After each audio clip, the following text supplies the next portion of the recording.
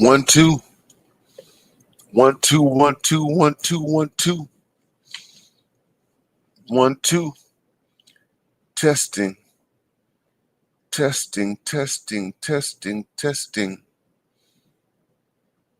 BMI, BMI.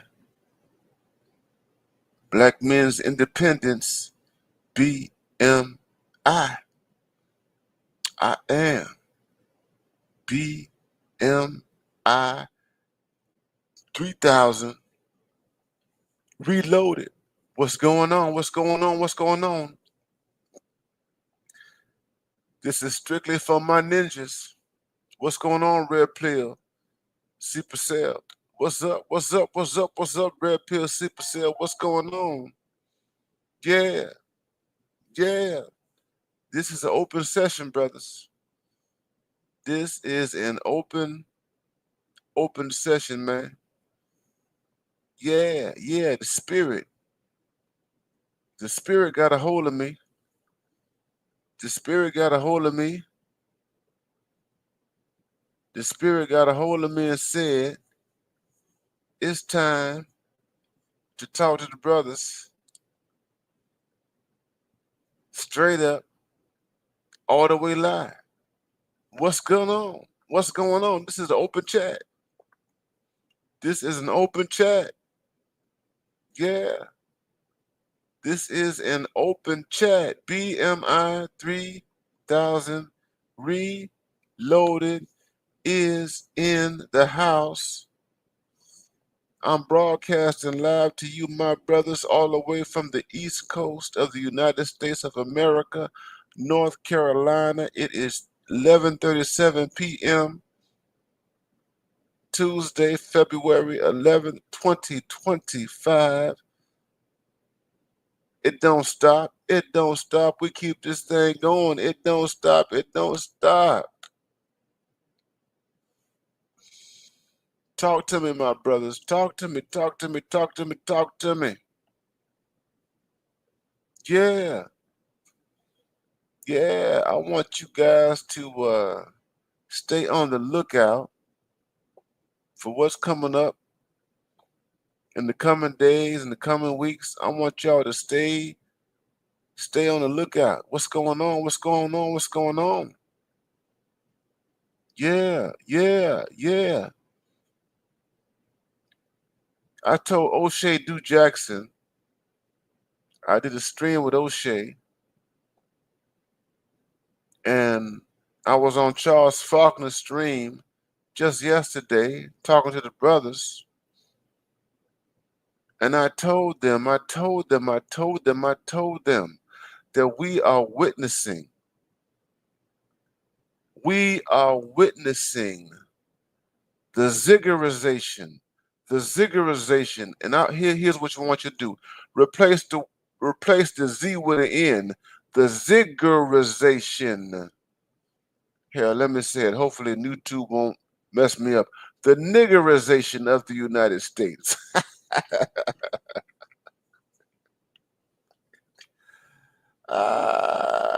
We are dealing with it, man. The orange man is leveling the playing field. The orange man. And I'm going to say this to you on my channel right here, that the orange man is a necessary evil. The orange man, yeah, he is a necessary evil. That's right. That's right. At certain points, at certain moments in history, you need that boogeyman to come in and level things out. Just level things out. The boogeyman thinks that he's doing something that has nothing to do with leveling in some respects. He could be a dictator, he could be a monarch, he could be whatever. He didn't understand what he's doing. Some of them do understand what they're doing, but here's the thing. The playing field the playing field. And I might be premature on this. But the playing field is being leveled. What am I talking about? What am I talking about?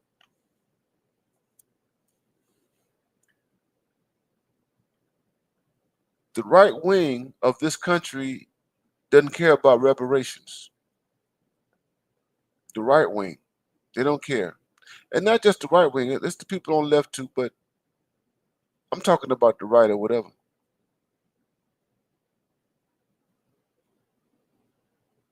And these people see DEI and all this kind of stuff in a relationship to reparations. And these big people are basically saying to us that if we can't benefit, then nobody should benefit. If we can't benefit, then nobody should benefit. If you're not gonna elevate us, then you shouldn't elevate nobody else.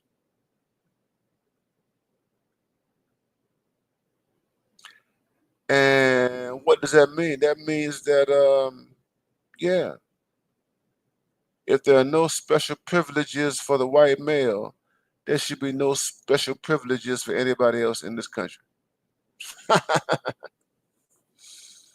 Now, if you're a leftist, if you're a hardcore liberal, you are offended by that. You are deeply, deeply offended by that if you are a leftist or you're a hardcore liberal, because you're going to see that primarily through the lens of racism, white supremacy.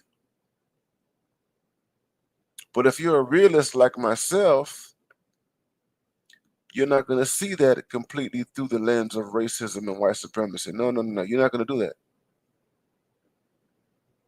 No.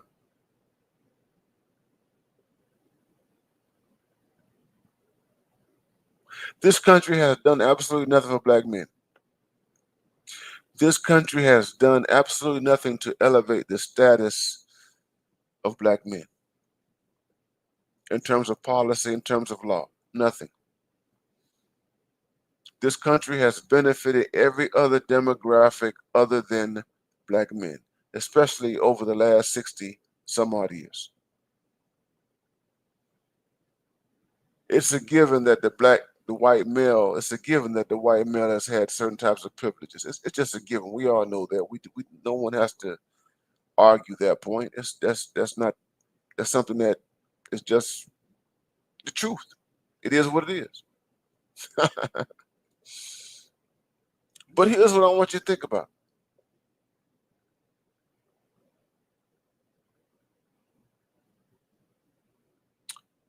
These people are saying, okay, if you're not going to give special privileges to this white male, don't give it to the white female. Don't give it to the black female. Don't give it to the immigrants. Don't give it to the Asians. Don't give it to the model minorities. Don't give it to the LGBTQ. Don't give it to nobody. Take it all away. Take all of the protected status that these other people have. Just take it all away. Period. Take it all away.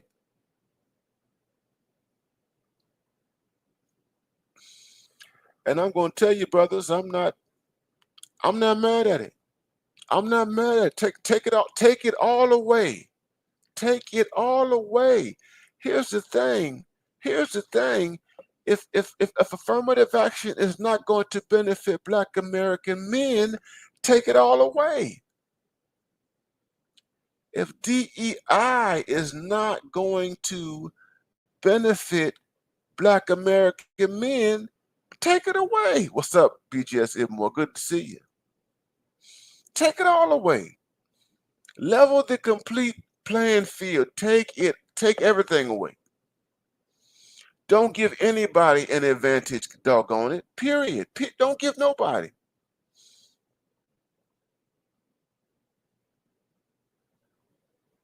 Don't give nobody an advantage. Take it all away.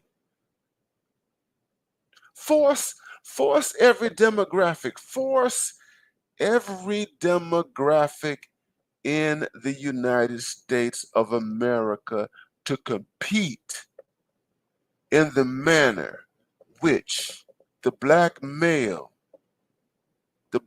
population has been forced to compete in the United States. Take it all away.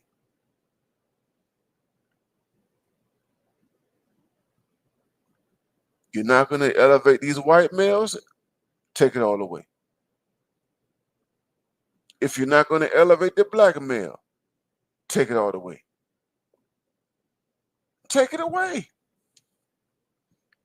I'm not mad. I'm not mad at the white boys. I'm really thinking about this thing, man. I ain't mad at the white males. I'm not mad at them. I ain't mad at them. Take it all away. Make everybody compete. Make everybody pull themselves up by the bootstraps. That's it. Pull yourself up by the bootstraps. The black male population has been told for more than a century, more than 100 years, that you have to pull yourself up by your bootstraps. Nobody is going to help you. Nobody is going to save you. Nobody is going to protect you. This is what American policy has been towards the black American male for at least 100 years. At least.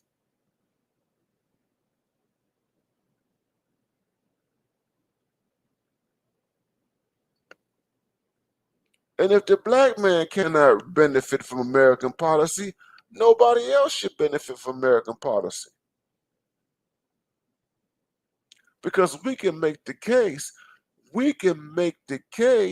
that the black man in America historically has been targeted for underdevelopment.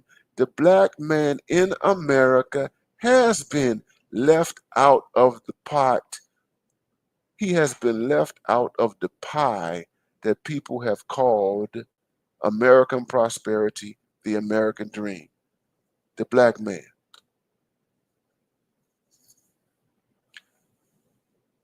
And now this white male is feeling everything that not let me retract what I'm saying. This white male is feeling a lot of the stuff that the black male has experienced. Remember the Moynihan Report? The Moynihan Report in 1965, commissioned by Lyndon Baines Johnson, the president at that time, the Moynihan Report. The Moynihan Report told the Johnson administration exactly what was happening with the black male population in urban society, in cities.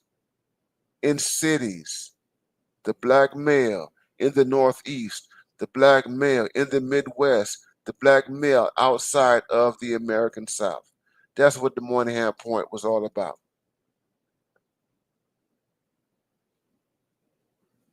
Fast forward, everything that Moynihan talked about is now extended beyond the black male population. Everything that Moynihan talked about is affecting white males right now.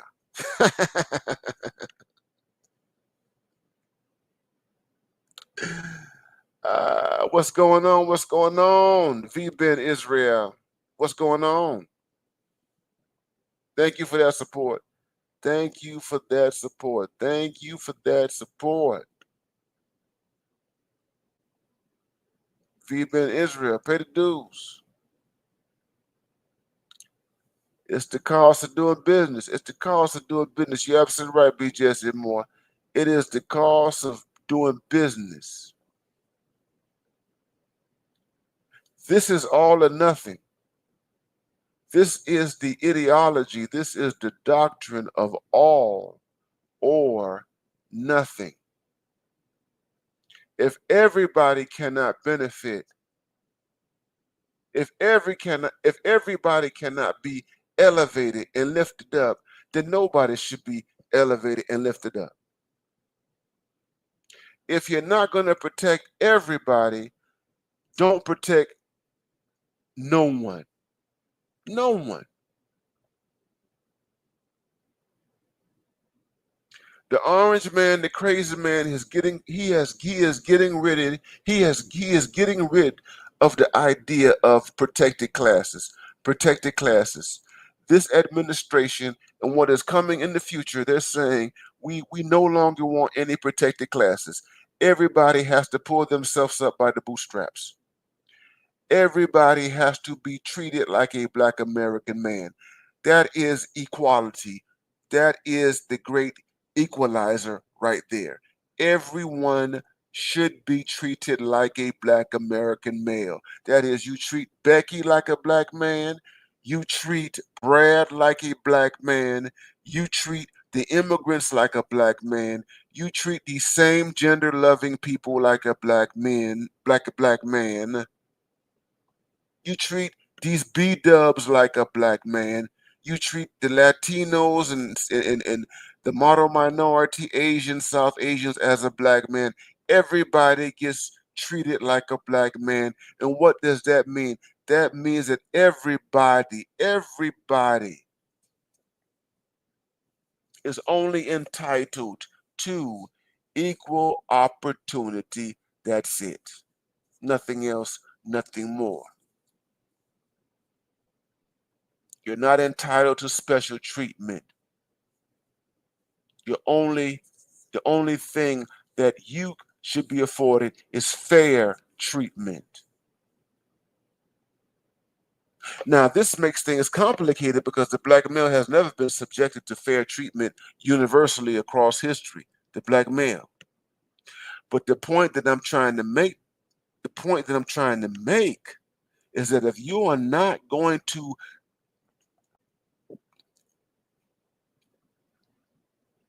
target affirmative action at this black male, if you are not going to target a DEI at this black male, the black male population, then don't apply it to anybody, period.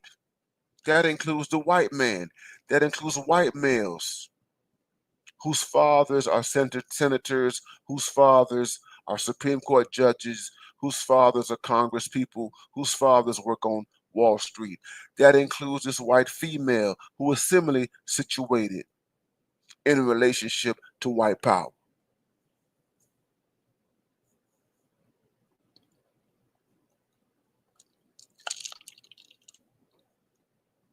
Level the playing field. Level the playing field.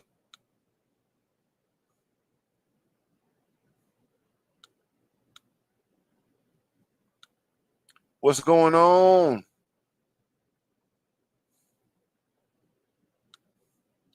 What's going on, our Jizzle? What's going on, brothers? BMI 3000 is up in the house. Good to see you. Good to see you. Level the playing field. The orange man. The orange man. These are the trade-offs. The orange man is leveling the playing field. I ain't got a problem. The white males are saying, that if I can't benefit, nobody should benefit. That's basically what the white males are saying. On the right. If I'm not going to benefit, ain't nobody going to benefit. That's what the white males are saying on the right.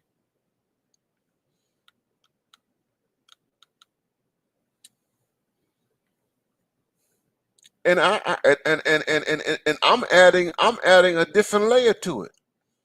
The white males are saying that, but I'm adding a different layer to it. If the black man is not benefiting from it, if the black man cannot benefit from it, nobody should benefit from it.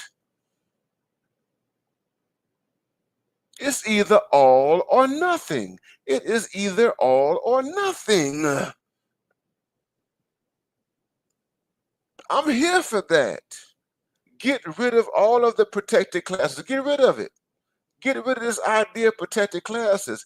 Make everybody fend for themselves. Make the whole society fend for itself.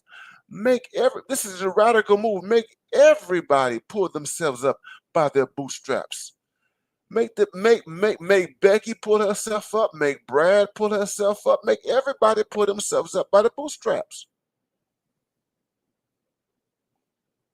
This is the real ninja. This is the real ninja stream right here.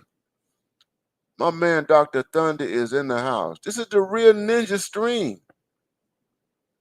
This is for my real ninjas. Force everybody into a bootstrap morality, not just black men. Everybody.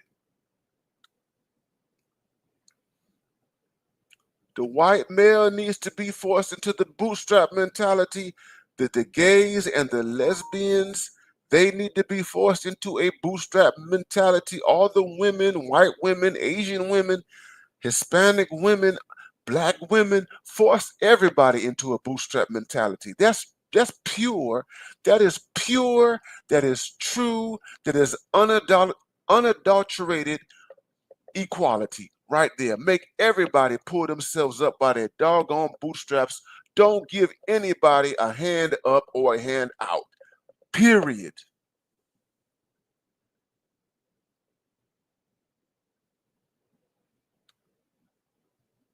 All right, Jizzle, thank you, my brother.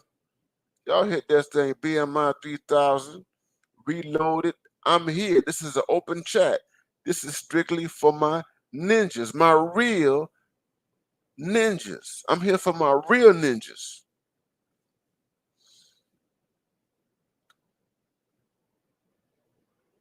Thank you, my brother.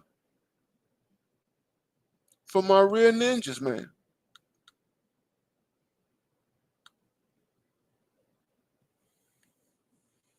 I'm not mad at the orange man.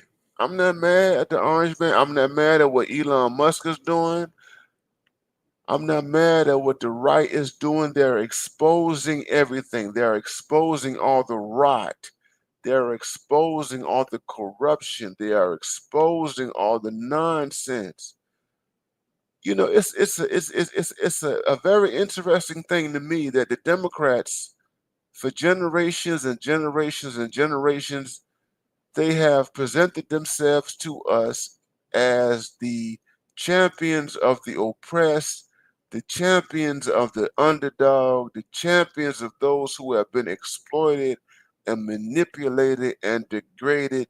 The Democrats have branded themselves as being on the side of those at the very, very bottom who don't have power to check those who actually have real power.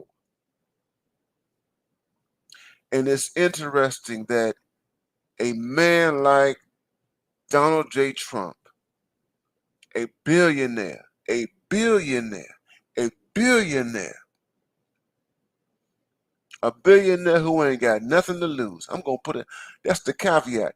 Donald Trump is a billionaire who does not have anything to lose. This man is close to 80 years old. This man may not see 85. He ain't got nothing to lose. And he is actually draining the swamp right now. He talked about draining the swamp in 2015 and 2016. This dude right now, along with Elon Musk, and I'm not saying that because I'm a Trump stan. I'm not saying this because I'm an Elon fan. I'm saying because I'm a political realist. I am a realist. Truth is the truth wherever truth comes. Justice is justice wherever justice shows itself. It doesn't matter.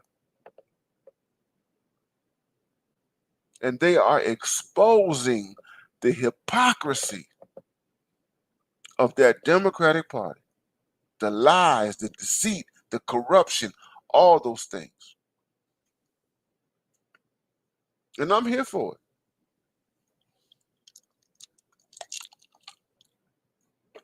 I'm here for it. Level everything. Expose everything to the American people. Get rid of all of these false agendas. Get rid of all of these crazy agendas in the United States of America, these lunatic agendas. Get rid of it. It takes somebody associated with the right to purge the American government of all of its pathological excesses. That is absurd. That's absurd. But I'm here for it because the left, they have no checks and balances. They have no checks and balances.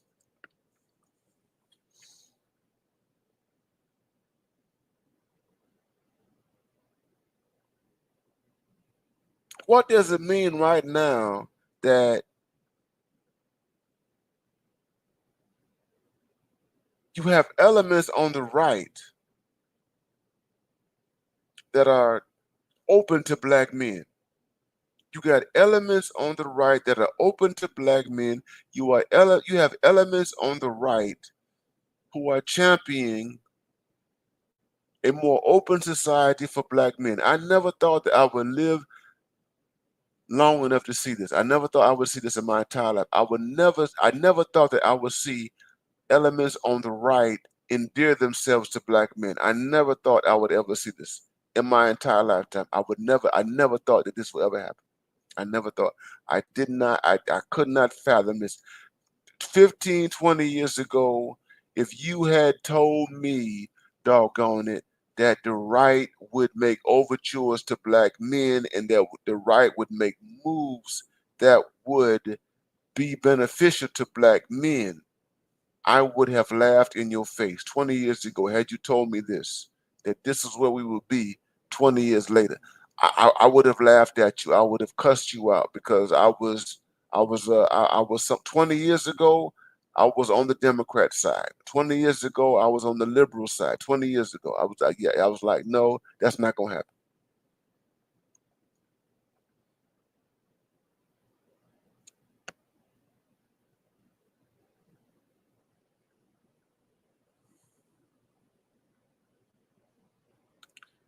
You doggone right, Dr. Thunder. Bootstrap pathology for all. Bootstrap pathology for everybody. But I'm not gonna go. I'm not going to belabor this. I came out here because I want to talk to my brothers. That's the only reason why I'm here. I'm here because I want to talk to y'all. I want to talk to my brothers. I want to talk to y'all.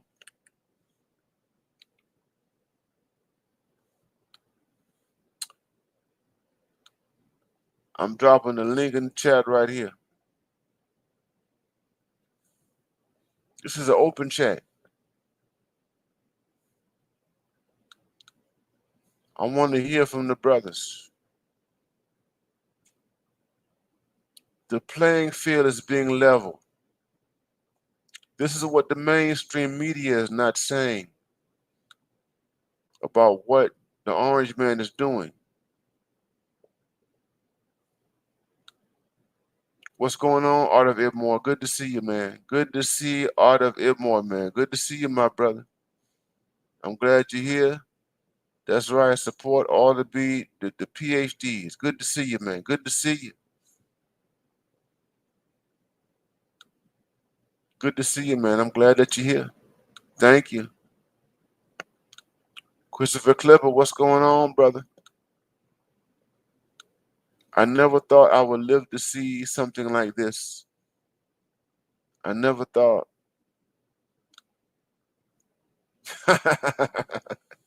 Yeah.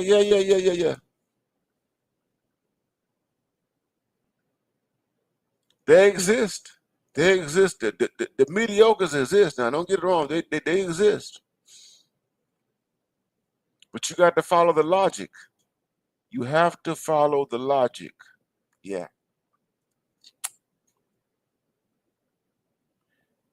If you're not going to do it, if you're not going to elevate them, don't elevate nobody else. But you got to follow it.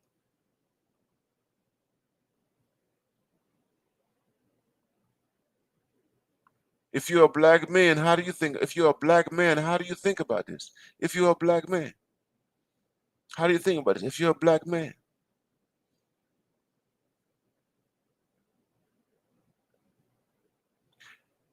the logic says is that if you are a black man, if they're not going to elevate black men, if they're not going to give reparations to black men, nobody should get reparations.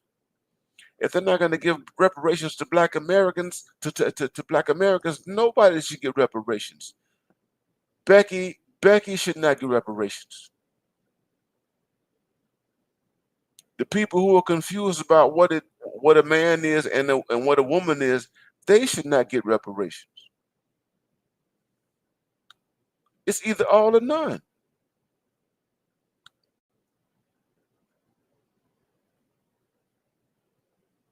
Nobody should get reparations. If you're not going to give reparations to the black man, if you're not going to give it to the black people in general, then nobody should make a claim on reparations. You got airhead people, Airhead and Melissa Ford, and Airhead. Melissa Ford is a Gen X airhead. She's on Joe Budden's podcast, whatever you want to call it. This woman had the nerve to say, I heard this woman. She's 50 years old, 49 years old. She had the nerve to say that women are owed reparations. She had the nerve to say that women are owed reparations for sexism. That women are owed reparations because they have been held back because of sexism.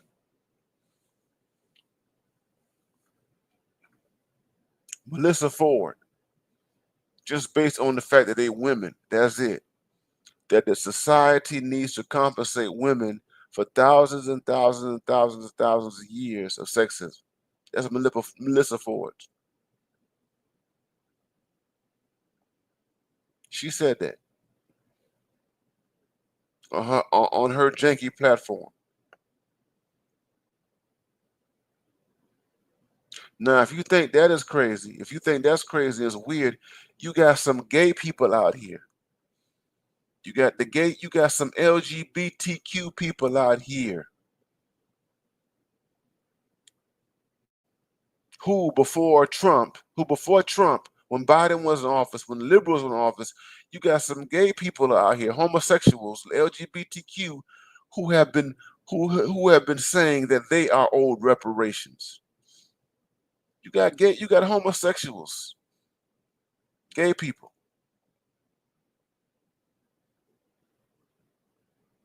You got the gay people saying that they're owed reparations based on the decades, the generations, and the centuries that they have been denied jobs and economic opportunities to develop because they're gay. That's out there. That stuff exists. Homosexuals saying that they are owed reparations. And do you know why? The only reason why they are talking about reparations is because black people have talked about reparations and black people have pushed reparations. And these people are always co-opting everything that black people put out there politically that seeks to benefit black society. They always co-opt it. Always. And I'm telling you that no, if the society that we live in says that black people are undeserving of reparations, then that means that these gay people, these homosexuals, and these women, and any other group who are not black, who claims to be oppressed and who claims to have a history of subjugation, they are not owed reparations. We don't owe them anything.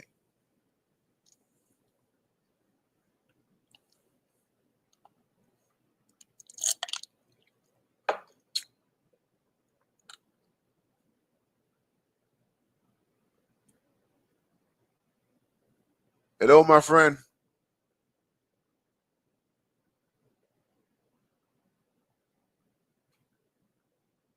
Hello.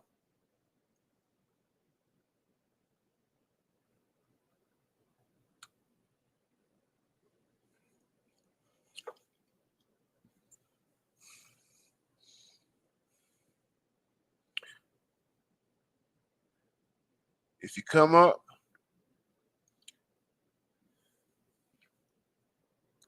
I've got the link in the chat.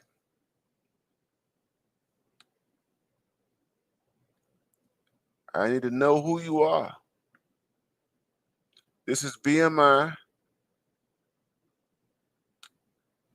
3000 Reloaded. This is BMI 3000 Reloaded. It's in the chat. Make sure that you have an avatar. Make sure you have an avatar. I need to know who's coming up. But this is an open chat. This is an open chat strictly for my ninjas. I've been up here 36 minutes. Holler at me. Talk to me. We got BGS Idmore in the house. What's going on? Hey, my fellow realist, huh? How you doing? Pretty good. I said, Ken, structural realist. Okay, it's the only way you can be in this day and age, man. Got to be a realist. That is it, man. Yeah, man, talk to us, man. This thing is open, and I did my Hey, little introduction, man. he said he would drain the swamp. He He's didn't do it the first time, but he's doing it this time. That's for sure. he is draining the swamp. He's being faithful to what he said 2015, 2016. Hmm. But tell me, man, It, what it's gonna get ugly. That's the oh whole thing. man, It's gonna get ugly. And I was telling the brothers, DEI goes down. I said, the odds are gonna be even, but it's gonna be tough. Okay, it's gonna be rough. Like a partner more just mindset, it's gonna be a tough fight with a short stick, but at least we got a stick this time. we got to stick, and I like how you put it, man. They're trade offs. You know what I mean? Yes, yes. There are trade offs, and things are never perfect. Hmm. And that's the point about trade offs, right? Because you never get like 100% of what you want, you know, Yeah. and you have to willing to give up something in order to gain something. Yeah. I just wish my sisters, I saw my so-called sisters would stop taking the bullets for these white women with this DEI Oh though. man, oh man, yeah, yeah, yeah, yeah. And it's the way in which they're crashing out. Hmm. It's it's sad, you know. It is sad. It's pathetic. I'm looking at.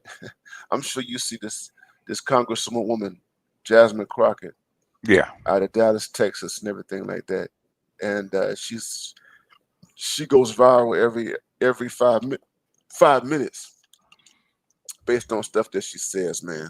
And and I'm like, you know, I mean, I'm saying this as I'm looking at her. I'm like, I mean, you do realize that this thing called DEI is not benefiting black women. She has to know she's in Congress. She has to know it because she has to look at it. And in Congress, you're gonna see for and against. Yeah. So it's not you're not gonna see one side. You're gonna see you're gonna see all sides because all sides are gonna come at you for and against. Mhm, And mhm. that's why I'm losing respect for I'm President Company excluded, losing Yeah. respect for academics because you Oh yeah. guys read. If I read it, okay, I don't have no 10% of the access that they have to the same kind of material. If I read it and I see it, I know they know it. Trust me, Or, and I'm gonna or tell you, at least they have access to it. Let's put it that way. and I will confirm that you are correct. Mm-hmm. And I did even in my my book and all that kind of stuff. Mm-hmm. I deal with the kind of stuff. You know what I mean? They know, Yeah. and they've known for decades, and Yeah. Yeah. they That's what frustrated Kenneth Clark in the last book that he wrote about the academics when they went against him and the in Dark Ghetto, in the Tangled Pathology and in the Moynihan Report. He was upset that yeah. you guys know the truth and you guys are determined to hide it, which he No, was no, upset about. no, because it's you hide it for the sake of you know marginal and even meager benefits. You know what I'm saying? Hmm. And it's like it's like you're giving this deal. It's really a bad deal. You know what I mean? All right, we're gonna buy your silence, Mm, but we're gonna buy your silence at a low rate.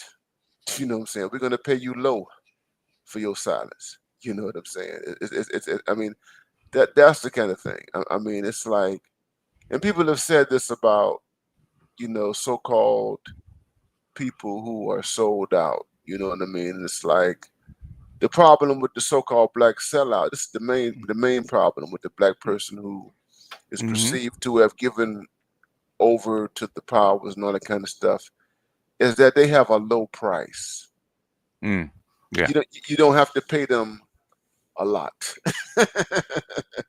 You know what I'm saying? And it's like um, you will deny reality for low pay. Now, I'm not saying that you should just be completely compromised for whatever, but here the point I'm trying to make is that hell, even if you're gonna be a sellout, Yeah. you better get something out of it. Get paid. Yeah. Get paid. I tell that to all my coons. I said, don't coon for free. If Get you're paid. gonna be, yeah, if you're gonna be a coon, Be a you good one. better Yeah. be a good coon. Yes. Get paid out the frame and make sure that you got Hmm. generational wealth. Yes, yeah, I told that ABL a long time ago, about 7, 8 years ago, because he was cooning. I said, man, I said, I may not like or respect what you do, but I'm gonna tell you this as a brother to brother. If you're gonna coon, man, get paid. Be a good one. If, Do your homework, study, and be a good coon, man. Don't be this half-ass coon. Okay, make your money. yeah, yeah, don't be a $5 coon.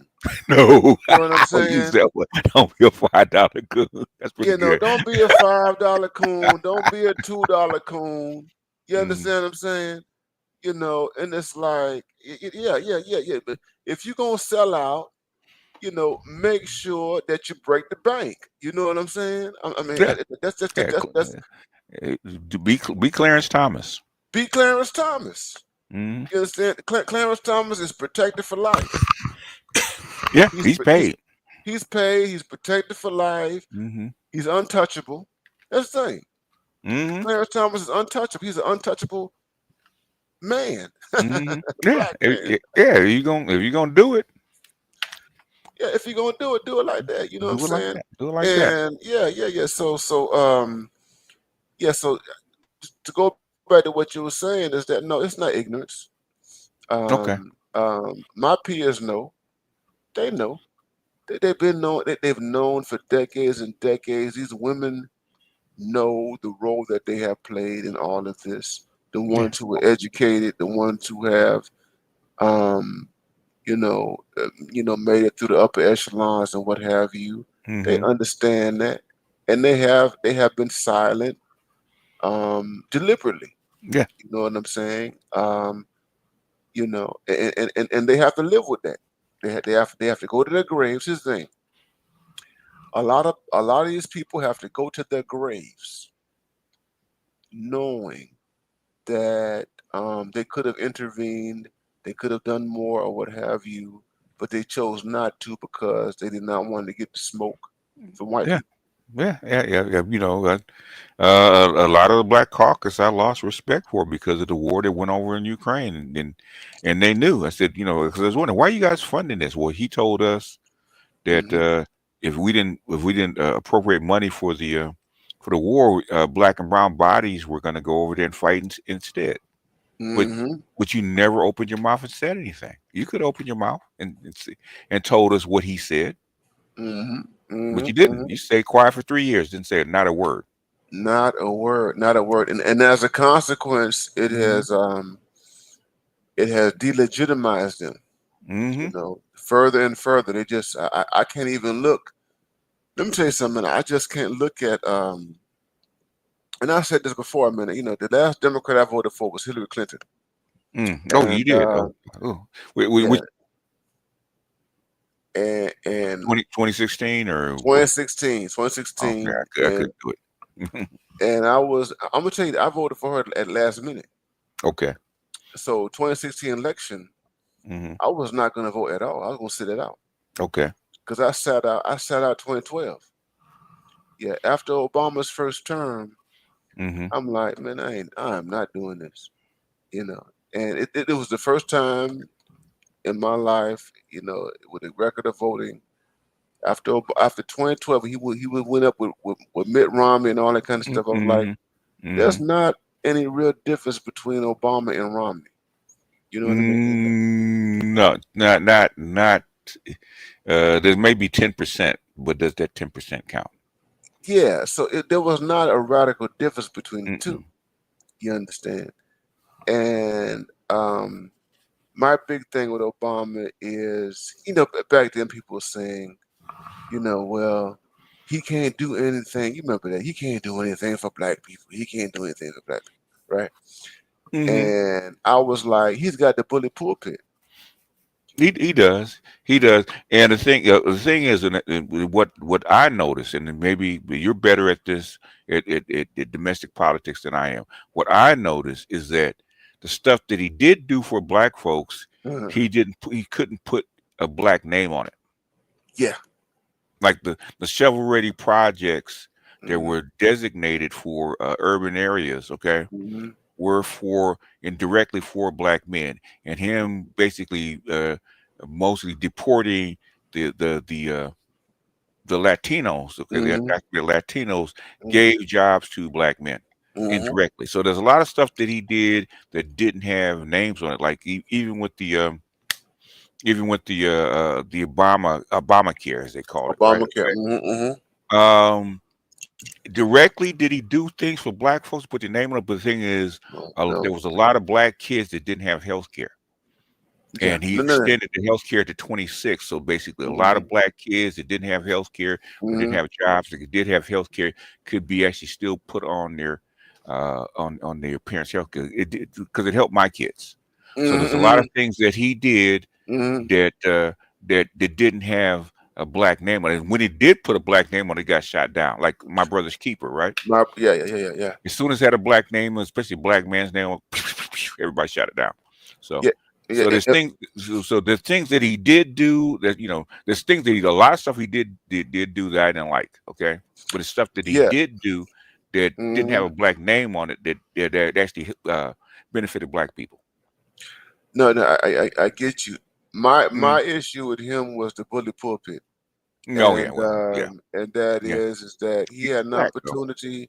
Hmm. Here was the thing. So it's like, Hmm. what presidents say Hmm. about the country when the country is, dealing with certain type of tumultuous situations. I Hmm. mean, that becomes a part of the presidential record, Hmm. right? And it was my conviction that Hmm. he could have made very direct statements to the American public just with the bully. This is not. I'm not even talking about legislation. Hmm. I'm talking about the bully pulpit in terms of like Trayvon Martin and everything that happened after that. He did make a stance with Trayvon, so and Yeah, he got hit for it, but he did make a stance with Trayvon. So, I would give some of that, but even hmm, going forward beyond that, hmm, he really had to be pushed. And yeah, well, they all do, yeah. They have to push. Yeah. So Mm. that was the kind of concern, I had with him. Anyway, I didn't vote for him in 2020. I didn't vote for anybody. I stayed home. Well, yeah, he did. There was some, he didn't need your vote anyway. The Queen had He his did. back. I knew he had. Yeah. So I The Queen had his back on that one. So, so fast forward 2016 with Hillary mm, Clinton. okay. So what made you vote for her? I wasn't going to vote. Okay. So, Yeah. you did cast. No. Here's what happened. Okay. For me, it was the last minute. Okay. Do you know who? I'm gonna tell you what happened to me. Okay. Because I voted the day on election day. Mm-hmm. Let me tell you something, man. I got into this big heated conversation with a black feminist. I'm gonna tell you what happened. What happened? I wasn't going to vote, and this black feminist, Mm-hmm. who I know personally in a very intimate way, Mm-hmm. she was just talking about how that Donald, democracy and all the fear mongering stuff. Okay. I let her get to me. Okay. I wasn't gonna vote, but I let this black feminist and her fear mongering, and she was talking about. When I realized, I think about it now in retrospect. Mm-hmm. She was her position was is that you need someone to keep the normativity of the system in place. Yeah, basically. Hillary Clinton. Mm-hmm. That Trump represented too much instability and chaos and all that kind of stuff. The possibility. Well, he did. He did. There was and you saw it in his first year. There was a lot of instability and chaos this first year. Yeah, and the thing about it, here's the thing. So I'm not gonna lie, Trump. I mean, I wasn't sold on Trump in 2016. Yeah. Because I'm like, this man has never held public office. Yeah. He's chaotic and all that kind of stuff, and I'm thinking that he's just trying to elevate his own business profile. And so he's run for president before. He always wanted to be president. So. I know that, but I know that. I know that. But I was like, nah, this dude. I was gonna sit out, but at the very last minute, I voted for Hillary. Okay. So Hillary wasn't a like, she wasn't like someone I settled on long before the election or what have you. I mean, literally, it was a last minute decision. It was based on the fear factor. Yes, you held your nose, huh? I held my nose. Yeah, I held my nose, and I voted for her. And then Trump gets in the office, and I'm gonna tell you what happened. I regretted this shit. I'm like, damn, I should have stayed my ass home. You know what I'm saying? That's how I felt. Yeah, because I follow international politics, and I kind of tracked the deep state. I knew the deep state was not going to allow Hillary Clinton to actually sit in office. So, I remember in BGS, I remember the video because you reposted it recently. Yeah, I remember the video that you posted. Because I watched it the day after. Yeah. When you talk about the other shoe dropping, yeah. the witch, the wicked witch, the wicked witch, yes, and the shoes dropping on the wicked witch, yeah. And the shoes had dropped. BJ, that's a classic video, man. Let me tell you something. I'm gonna tell you something. I tried to look for that video years later. I don't know what you did with it. You hid it. You put I think it was hid. I think yeah. When my channel got hit, I did hide it. Yeah. I tried to find that video maybe 2 years ago. Okay. On your channel, I could not find it for nothing. Okay. Yeah. But I remember when you released it because you were talking about the military-industrial complex, Wall Street, and all these other people and stuff like that, and how they had made this decision. Yes. That we couldn't go with her. Yes. You know what I'm saying? And I'm like, this is accurate. You know what I'm saying? Yeah. But I'm going to tell you, man. After I was like, after the 2016, I was like, man, I didn't even know I did it. Guess who admitted it a few months ago, right after the election? Bill. Bill, yeah, oh yeah, Bill admitted it. he If admitted it hadn't been, he only mentioned one party, which is emails that was released. yeah, yeah, He actually admitted it. Said if had it not been for that or for those people, that mean yeah. you, then she would have won. He's still bitter about it. He's still bitter about it. He's still bitter. He's just still Mhm. bitter about it. But anyway, keep on 100. What's going on, man? Good to see you. Good to see you. I've got another brother here, Ben Israel. What's going on, brother, man? Holler at us, man. What's Shalom, going on? brother BMI, and salute to the elder BGS. It's good to Hey, be here with y'all. Peace to you, man. Peace to you, man. Chime in, man. What you got? What you got for us? It's taking me back a little bit. I'm thinking about back to 2015 during that time period, the decisions that I was making, and with Hillary and Bernie and everybody else and things that were going on. And I personally changed my party registration and after Obama's first term. So during the midterms with 2012, I guess it was, no, 2010 is when I started voting differently. Okay. I just, I couldn't stand what I was seeing. Gotcha. From a branding and marketing, what they were marketing to us and pushing on us. And it was nothing of substance. It was nothing substantive. Gotcha. Did you have any, what you want to say anything about where we are right now? We're in 2025, and Trump is draining the swamp, and I mean, it's what the people voted for. It's fascinating to watch the liberals crash out as if he didn't campaign on exactly what he's doing right now for the last year. That's true. Yeah. So it's like I think it's willful ignorance. I think it's plausible deniability. Like they exist in that space. And it's like, as you guys spoke earlier, you have access to the same information we do. Mm-hmm. So it's how do you share the same information that I do and come to this conclusion? And your conclusion is almost as if you don't have that information. I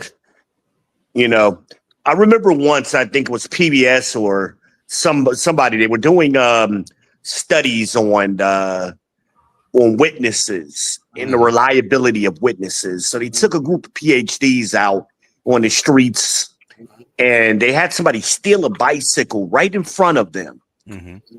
And then they took them back in the classroom to discuss what they had just witnessed. Now, the people didn't know it was going to happen. So they thought it was like something that just strange, but it was all planned. Mm-hmm. All of the PhDs got it wrong. Yeah. It was a red bike, but no, it was a blue bike. The guy was a white guy. No, he was a Hispanic guy. Yeah. They're not trained for it. Yeah, take 10 cops out there, would probably 9 would have got it right. Yeah, and it's kind of that kind of thing. Mm-hmm. It's like, did y'all not stand here like me and see the same damn thing I just saw? And it's incredible. It's like they're running on old software. It's like, we got the new software and they're still running on the original Windows, from the 90s or some shit, It's like academics have been that way, man, since Rome, since Greece, right? Politics plays a big role in the public square about what academics will say in public versus private. And I would, since I'm not in that world, I couldn't confirm it, but since getting to know people like Dr. Neal and Dr. Johnson and a few others, right? Okay, they're telling me that it exists. Okay, well, there's a private academic world and there's a public academic world. Yeah, and the thing about it is that uh, the academics like myself and Dr. Johnson, um, we live in like a subworld, Mm-hmm. and so you have always had like dissenters like within, um, but I would say in recent decades, there's been an orchestrated effort to keep our voices suppressed, Mm-hmm. keep us silent. You know what I mean? So it's like in my book, the last chapter in my book is called "Shut Up and Dribble," Mm-hmm. and yes, that's the very last chapter of my book. She's called Mm-hmm. "Shut Up and Dribble." It's the conclude chapter. You know, and I talk about that. I make reference to that and what have you, and that has been a recurring thing. Now, fortunately, I'm going to say this. This is a good thing. And shout out to SL. SL, thank you for that super chat, what have you, man. Thank you for all the support, what have you. Um, the interesting thing right now is that the right has been effective in forcing academia Mm. to Yeah. be honest. And what I mean by that, so you have like state universities and stuff like that. You have these legislatures in Florida. I'm in North Carolina, and you have people in other parts of the country, Louisiana and stuff like that. They've put forth kind of legislation. They actually they've been shutting down a lot of what they consider um, the kind of anti-democratic or anti-liberal aspects of academia. You know, that's happening in universities because their argument is that you don't have a diversity of perspectives in these schools. And they're also saying that these schools are being used politically to indoctrinate all sorts of people into particular agendas. You know what I mean? And so, you know, basically it's like okay, like with LGBTQ, um, taxpayers pay for state universities and stuff like that, and they pay for scholarships and everything like that. But you have people in certain quarters of these universities who are being funded, who are using their status to prop- propagate some certain ideas. And there's no counterpoint to their ideas. You don't have a conservative counterpoint or a moderate counterpoint. You understand? And so, although academia is champion diversity, the reality is that it only supports a kind of accepted um, doctrinaire approach to doing things. You know, it functions kind of like a religion. You know what I mean?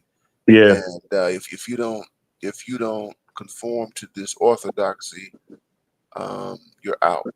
You know what I mean? And so people like myself, me, you know, Dr. Johnson, and some others, you know, we buck against that.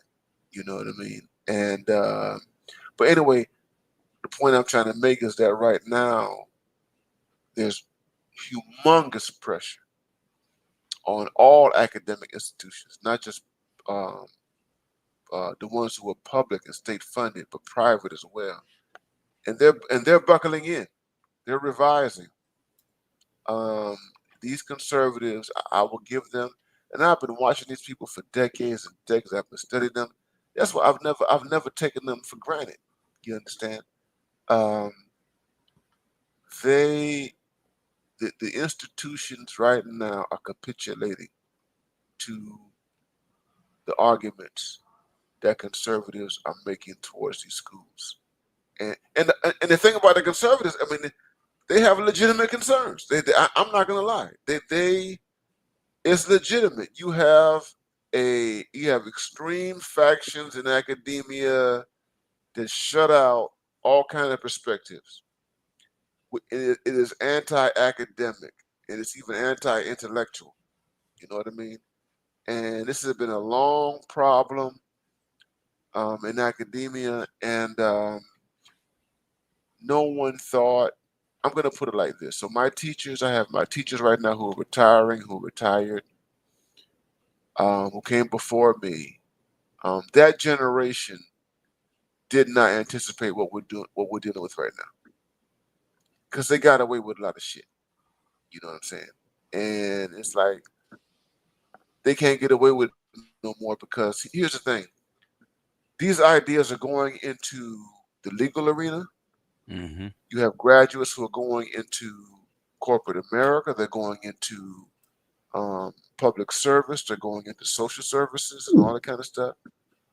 So now you got these conservative white, I'm gonna put out these conservative white males who are pushing back against that, because you got all these white females Mm-hmm. who are going into the corporate arena, and they got all these ideas about intersectionality and all this kind of shit, Mm-hmm. right?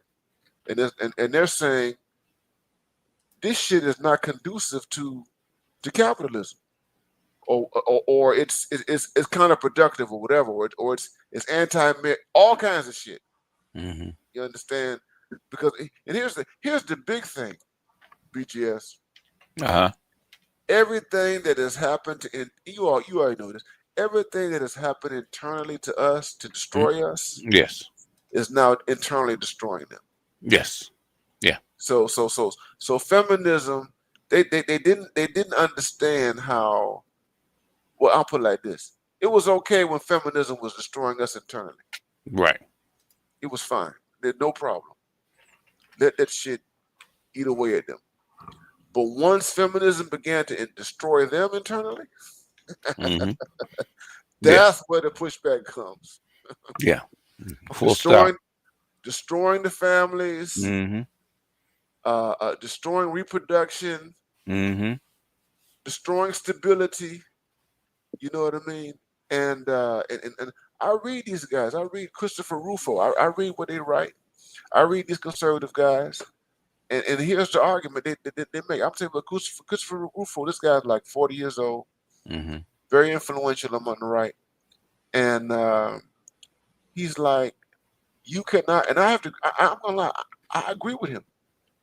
You cannot govern a society based on these ideas. Mm-hmm. Like the shit that feminists push. You cannot govern. You cannot run the government based on their perspectives. That is, here's the thing: like a society that is like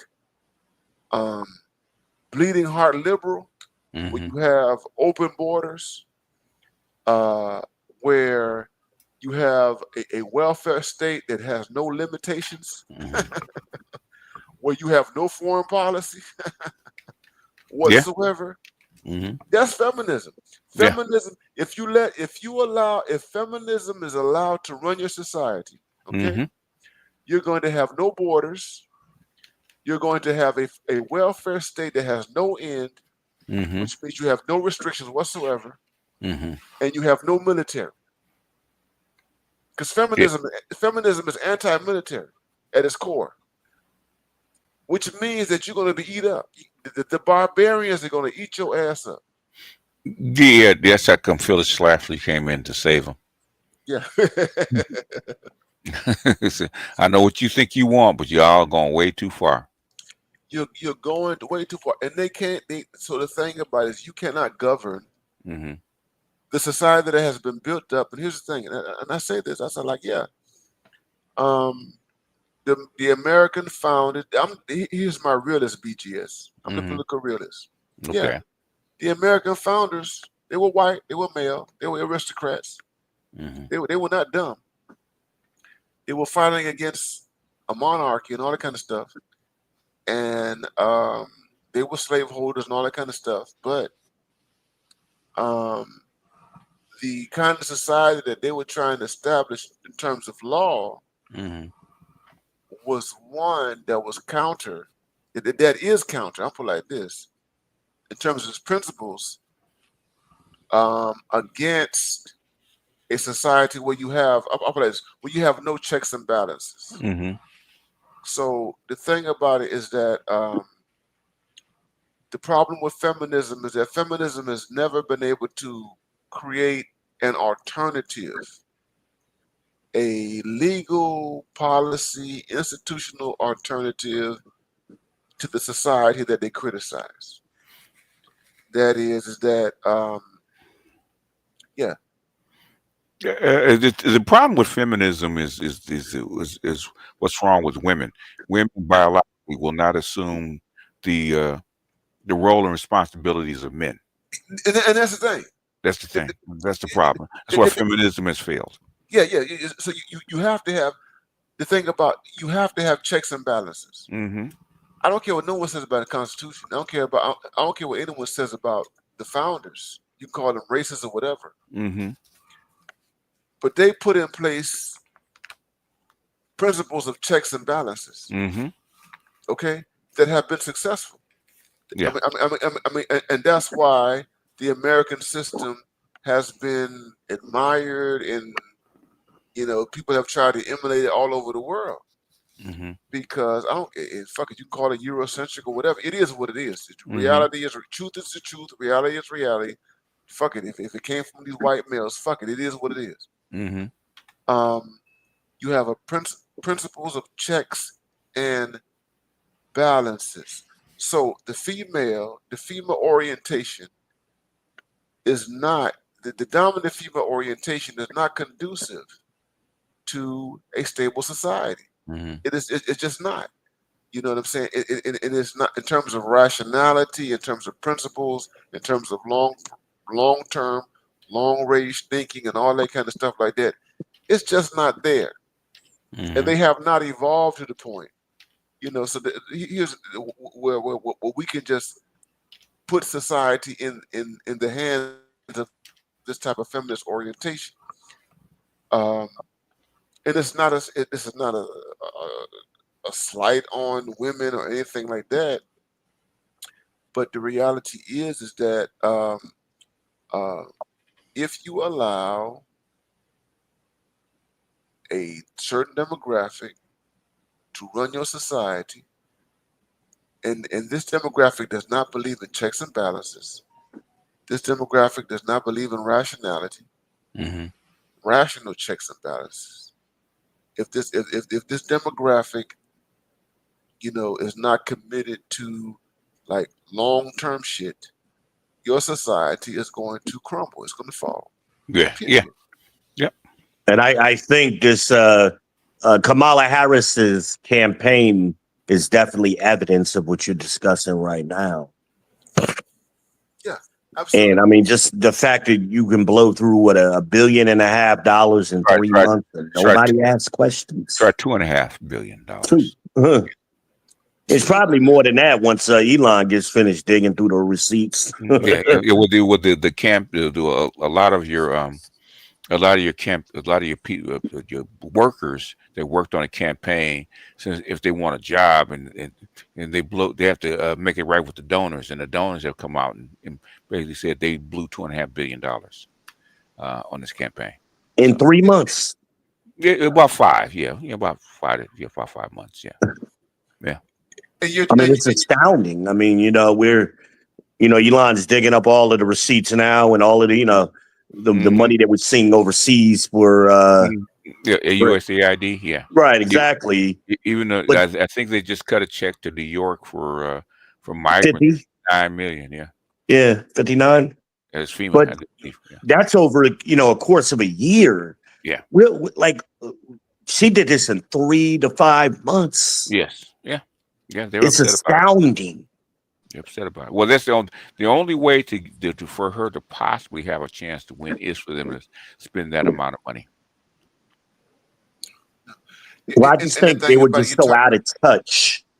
And as you guys are pointing out, the selfishness, of their inner nature just blinded them. Just, they were focused on, social issues, abortions. I wouldn't call it selfishness. I think it's lack of self-awareness. It's running on feel good, right? if it feels good to, it's like going shopping when you're hungry, right? And you just throw in stuff in your shopping basket. You want Cheetos, you want Doritos, but you want to be slim after you go home. It doesn't work that way. At some point, you got to start cutting the stuff that you don't need. Yeah, the whole thing, and then this is, even though black women were the face of it, which I didn't like. There's a whole bunch of big movers like the neocons are actually behind, and they and the were actually the big movers takers behind Kamala Harris and the donors and putting this money behind it because they needed to keep this group of people in power. So even though black women are the handmaidens of white women again. So that's what happened. Just it was a big thing. But what actually uncovered is that black women didn't think they didn't have the power they thought they had. That's what they found out when the polls came out, when the votes came out. Okay, they found out that white women didn't have your back like you thought they did. Not even close. Not even close. Yeah. Well, and also, what would it take for a country to have a guy that's supposedly a felon to come back and win the popular vote the way he did, and win convincingly? Not just because she's a black woman. It's because something is wrong. Something's not right. And the average person wants to get fixed. Because your previous administration was garbage. That's why. But, it's pure and simple. Had they done a regular job, an average job, and kept the car on the road, Trump had no chance. But they didn't.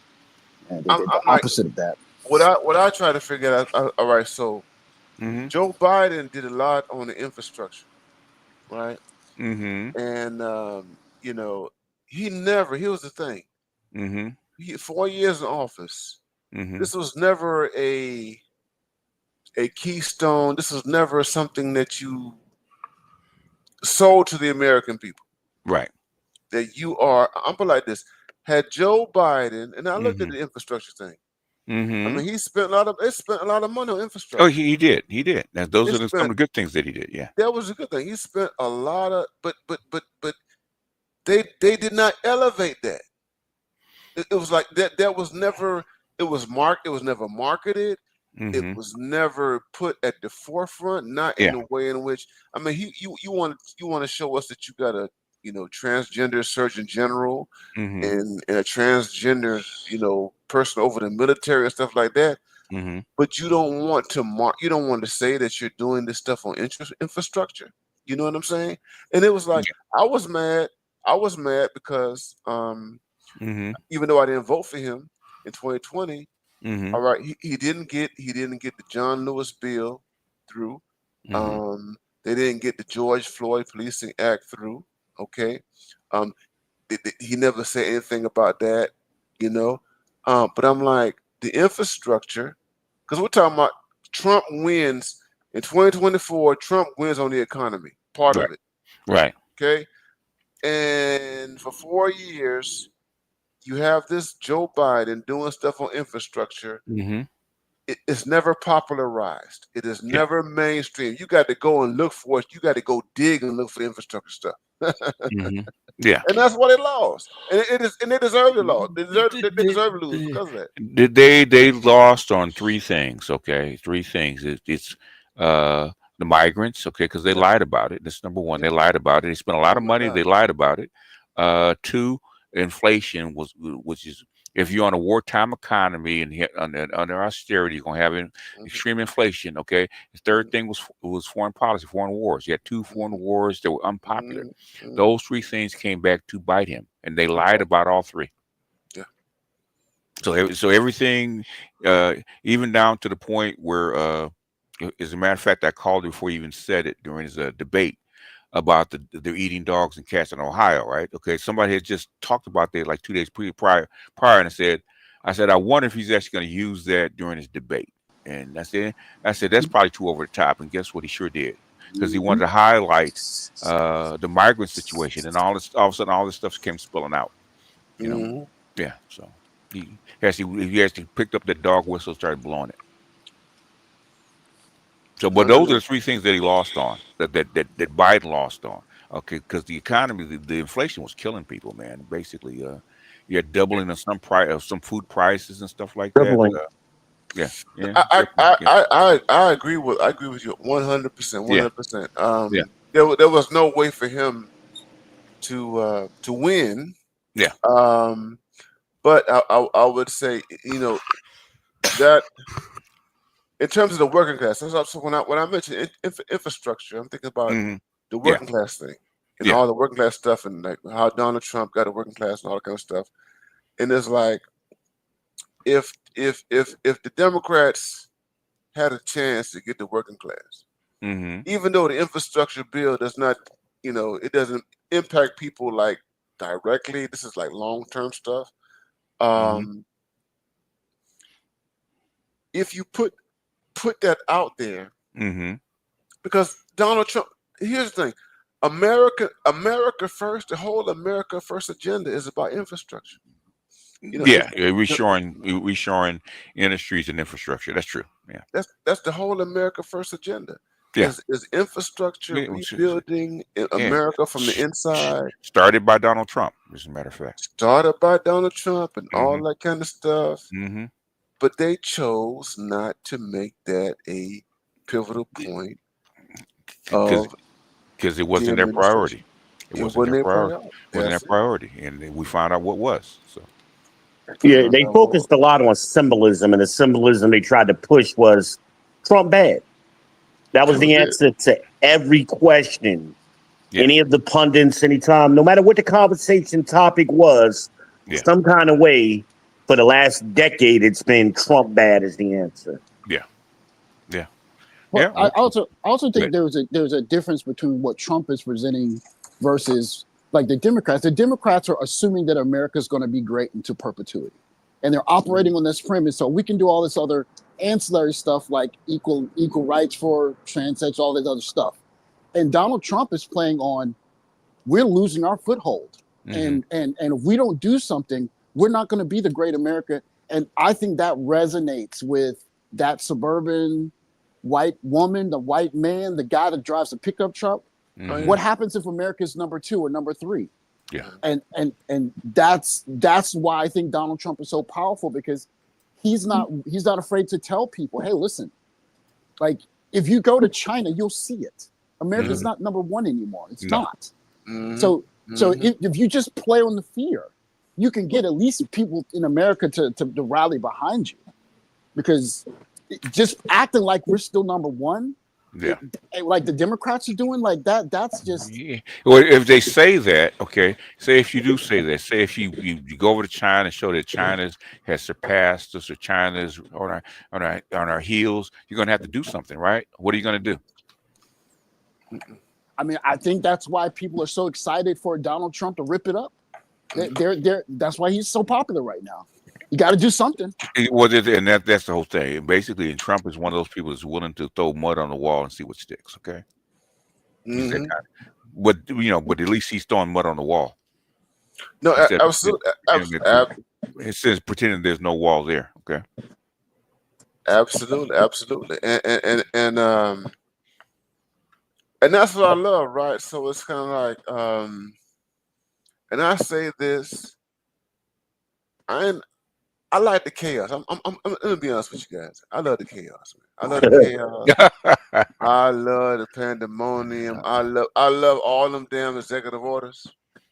Even though all of them are not gonna stick, right? I love the fact that he is shaking up the system, because Mhm. the idea was he came in over 10 years ago. I'm going to be a disruptor. I'm gonna be a disruptor. You have people on the left and the right, the establishment, the oligarchs or whatever, who don't like me, who are doing stuff that, he's basically like, I'm an outsider, right? Mhm. And I ain't gonna lie, the black male, it's just the black male in me, the black male thing in me. It's like, yeah. I know we crazy. I mean, and it's like we're not deluded. We know he's a billionaire and everything like that. You know what I mean? And he ain't no messiah. Obviously, he ain't no messiah. But here's the thing: black people's vote have been monopolized by one party. and there's been no competition. You have no one there's been no one to upset that, to stir up the apple cart, to kind of push black people to kind of think differently. And you know, I call Donald Trump a necessary evil, because right now, I'm gonna tell you this, right now, after post-election and damn near a month into his presidency, he is forcing the whole society, America, to re-educate itself. The world. To re-educate the world. This is what I said last week on my last stream, to re-educate itself on basic civics. The vast majority of people in this country don't even know what's in the Constitution. They don't know what they don't know what the powers of the presidency has. They don't know the limitations of presidential powers. They don't know the scope of presidential powers. They don't know the First Amendment. They don't know anything. I doubt they even know their state representative. Absolutely. And if anything, this is forcing the entire society to become politically illiterate. Oh no, I'm sorry. Excuse me, not illiterate. Literate. Educated. To become politically educated, literate. It's kind of like, I'll give you an example, a microscopic example. Tiffany Henyard in Dalton. Big Tiff. All over. Big Tiff. Here's the thing. I love that situation in Tiff. I love it. I love watching. Do you know So why you like train wrecks, huh? I love it. You know why I love it? Because it is it's an educational moment. It is that it is forcing people to be educated about what's going on in the cities that they live. Okay, if it takes a corrupt person to be exposed or whatever, or if it takes a dictator who gets into power, who does all kinds of stuff to stimulate awareness about local stuff, that's a good thing. You understand what I'm saying? So it's like, I think it's good for black people, because black people need this. Here's the thing, and now I don't think I almost said this is a paternalistic thing in me, but I'm not going to go there. But here's the thing, I think that black people need this kind of chaos. That black people need that the Democratic Party was destroyed by Trump. The leaders are walking around with chickens, like chickens with their heads cut off. They don't know where to go. These black women are scared as fuck. And I'm like, this is good. This is good, because this is forcing you to move outside of your comfort zone. And it is forcing you to rethink everything that you have thought is normal. And you stuff that you take it for granted. It is forcing you to stop being lazy, complacent, codependent, all the other stuff. You understand what I'm saying? It's kind of like getting fired from a job. Have you ever gotten fired from a job? Do you know what the kind of the shit that getting fired from a job does to your ass when you got bills? You got bills, and all of a sudden you lose your job. That's a wake up call. You understand what I'm saying? But I think more importantly, it's the wake up call is for black men, and particularly those men who've been very complacent in supporting a liberal ideology just because, and without any clear benefit to themselves. They just go along to get along, and it's making them say, wait a minute, maybe this thing that we've been doing isn't good like they told us it was. Because we had been told, push black women, put black women up. We had been told that since 1865. And all it's been doing is getting thrown up in our faces. Even, black women, we the most educated. Yeah, we know, we built the schools for you. We took the crops to the schools to pay for your tuition. We stayed home and worked on the land so we could pay for your tuition. We know you're more educated. That was the point. We did it for you. Mm-hmm. And to have it thrown up in our face now men are saying, wait a minute, maybe we need to, Gen X men particularly are looking and saying, hey, maybe we need to reevaluate this because this thing that they said was good isn't working. And it just isn't Tiffany Hayward. Mm-hmm. It's Jasmine Crockett. It's Fannie Willis. I mean, you know, we just point to all of these examples around the country that they push for. Kamala, even though she ain't a black woman, but I mean, we're gonna put her in this example. Mm-hmm. You know, they push these examples on us, saying this is what's good for you. And again, the old software doesn't work. And Tiffany Hayward is an example. And I love her. She is so ghetto. I just love her. It's like candy for me. And the thing is that we are understanding this after at least 30 years, 35 years of this. Understand? So it's like we have not gotten anything out of this. I can go deeper. It's like, if you remember, you know, and this is all over YouTube, the James Baldwin, and Nikki Giovanni. I'm gonna tell you what Nikki Giovanni said. Nikki Giovanni said to James Baldwin, it was so disrespectful. This is a woman. He talking to a woman half his age, right? And she's like 28, 29 years old, 27 years old. This man is way past 50, right? And she was like, it's time for you black men to do it our way. That was the gist of it. Do our way. That's an old black and white video, right? I don't know the exact date when it was, but I think it was maybe late in 69, 70, You sound late 60s, yeah. Might have been 68, 7, whatever. I don't know the exact date that came out, whatever. Do it our way. And here we are, 2025. We done done it our way. And guess what? This shit don't They work. got everything they wanted, and they still ain't happy. No, this shit don't work. It doesn't work. They didn't get what they wanted. They didn't get what they wanted. This What shit didn't don't they work. get? What did they want that they didn't get? They wanted power, and you can't have power when you cripple half your race. Yeah. Well, they don't see us as a race. They see themselves separately from us. Yeah, but you can't win elections. Can't win elections that way. Yeah, but they weren't thinking about that. They were just thinking about their own individual power amongst the so-called black community. Their power in the black community. What happened to the black community? Because that's what they complain about. They destroyed it. They didn't see that though. Well, no, they didn't. The thing is, so in other words, they didn't get anything for it. 60 years later, what did they get? BBLs and trips to Mexico. That's what they got. And they're in the same place where they were 60 years. They're worse. I would argue they're in a worse place now because they're worse. It's gonna be very difficult to run for a city office and you have that reputation of that kind of waste. I don't know. Yeah, I mean, you can run for city, but the thing is that okay.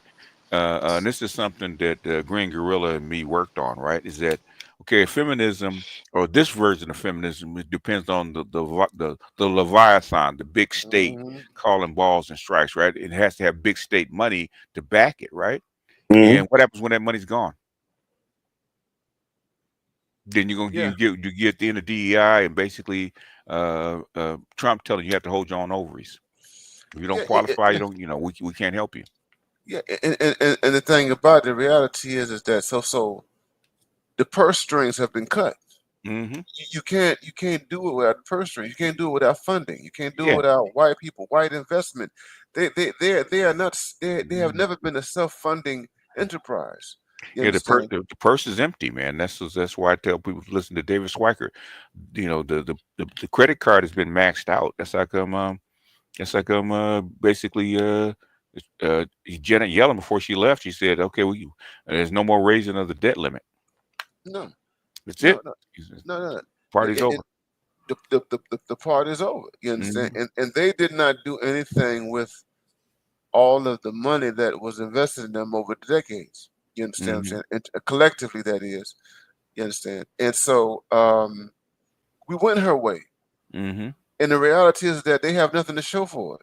I've been thinking about this. The thing is, they have less than their grandmothers and great grandmothers. You have to have. Here's the question. Here's the question you pose these women. What do you have to show for decades of throwing black men under the bus? What do you have to show for it? Mm-hmm. As a group?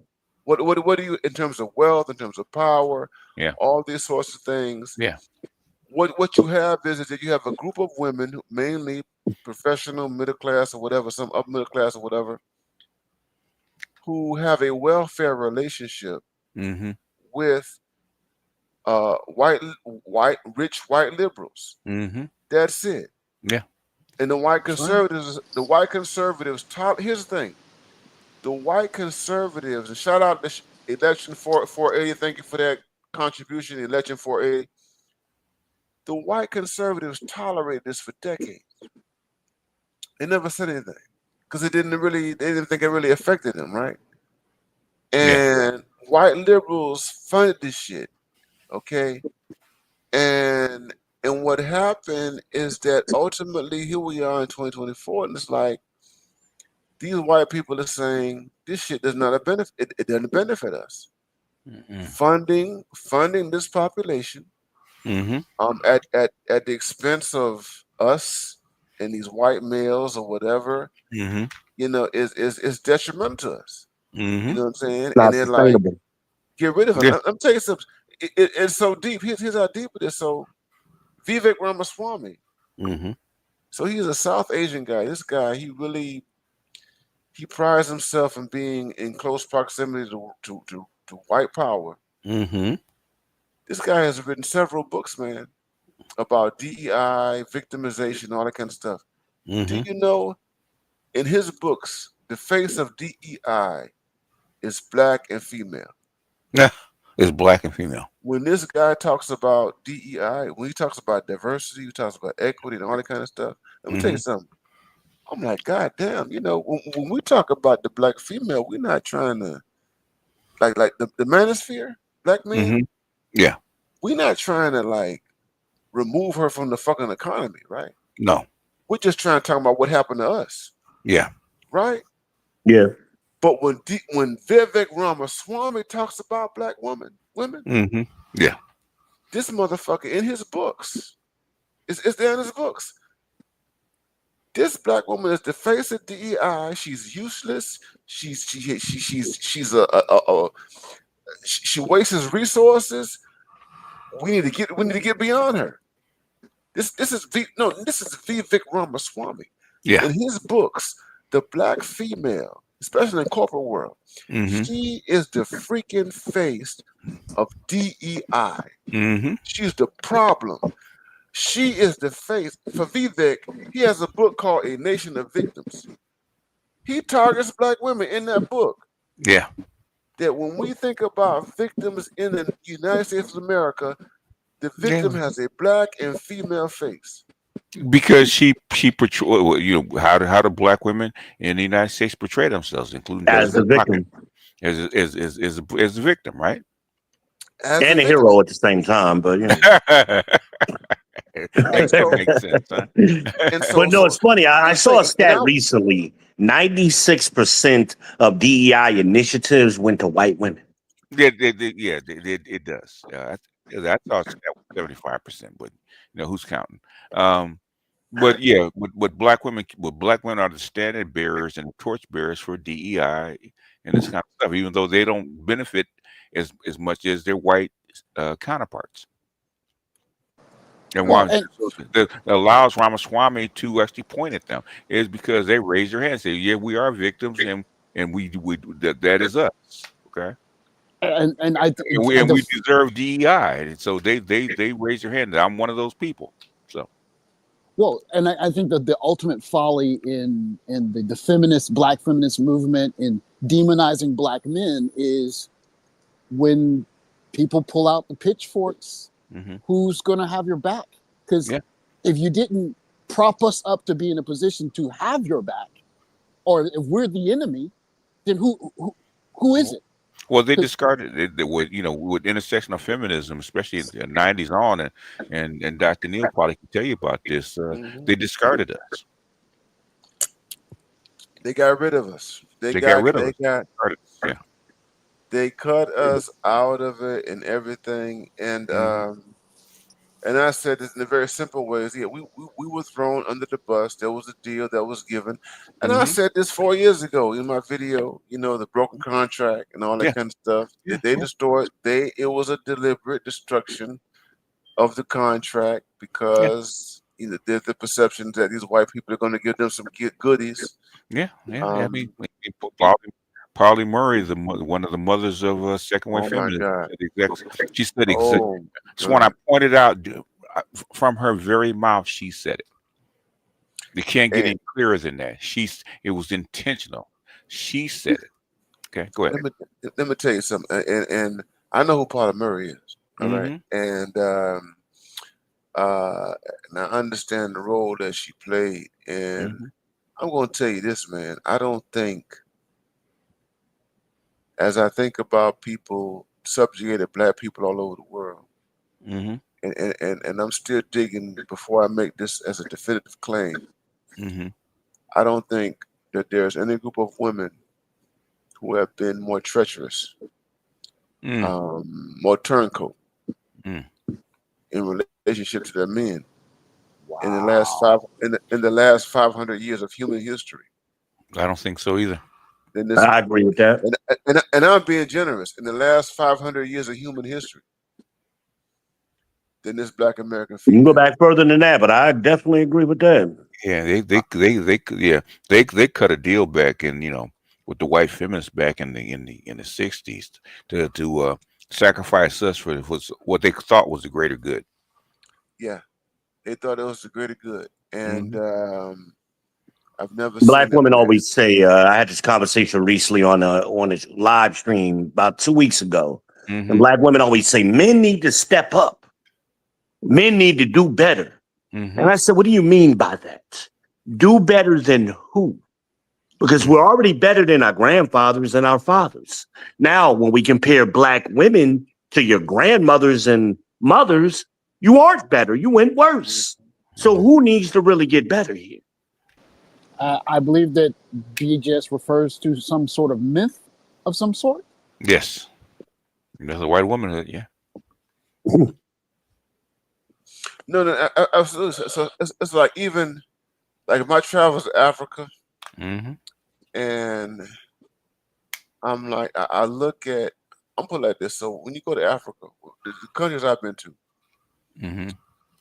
they have I haven't met a whole lot of feminists in Africa, right? I've met some, right? Um, they're very marginal. Yeah. They're very they can't thrive in African countries. No, the environment won't let them. Yeah. Yeah, they can't thrive. But even apart from them, you have like just kind of naturalistically rebellious women or whatever. Hmm. Hmm. But even the women who are so even the women who are up like the 304s, turncoats, right, in Africa, they're not going to turn against their entire societies. It's like they're not going to throw their entire countries under the bus for a white male or white dominance. Like you go to Kenya or what have you, they have the zaddy shit going on over there. And you can see it even in countries like Senegal or whatever. You know what I Hmm. mean? Um, and it's like, are these the kind of women I ask myself when I'm in this country? I'm like, will you just totally sell your soul out to these white countries just to get comfort and what have you? I mean, would you sell your entire country out for that shit? Mm. And the conclusion I make is no. Now they will sell out to individually, but it's like as a group, um, I haven't seen it yet, and that's why I've warned people in Africa. I'm like, if you don't get a control of globalization and shit that's coming in your countries, Right. the Europeans are going to maintain dominance in Africa for the next 500 Yeah. years. Yeah, that was the thing, and they went the other way, and fortunately for the Africans, white folks decided to actually commit harikari. Okay, Yeah. or is it seppuku? I think that's what you call it, seppuku. Harakiri. Harakiri. Okay. Yeah. Not a kidding. Yeah. That thing that Mr. Biden did was harikiri, financial harikiri. Yeah. And so I've never, the treachery that we've experienced as Black Americans, Mm-hmm. I think is unique. It you cannot find it. No, And absolutely not. we will not live. I don't think that. I will never live to see. If it ever happens anywhere else in the world, I will not live to see it. But the level of treachery, that we have dealt with as Black men Mm-hmm. is unprecedented in history.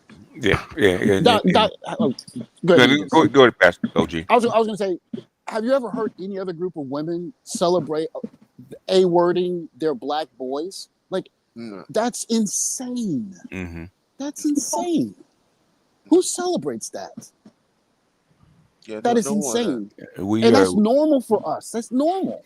a friend of mine said 99% of Black folks need to be sitting on some psychiatrist's couch. Okay, with all the dysfunction, the dysfunction that's in us. Okay, this whole culture is dysfunctional, and which is what Clark and Moynihan was trying to tell.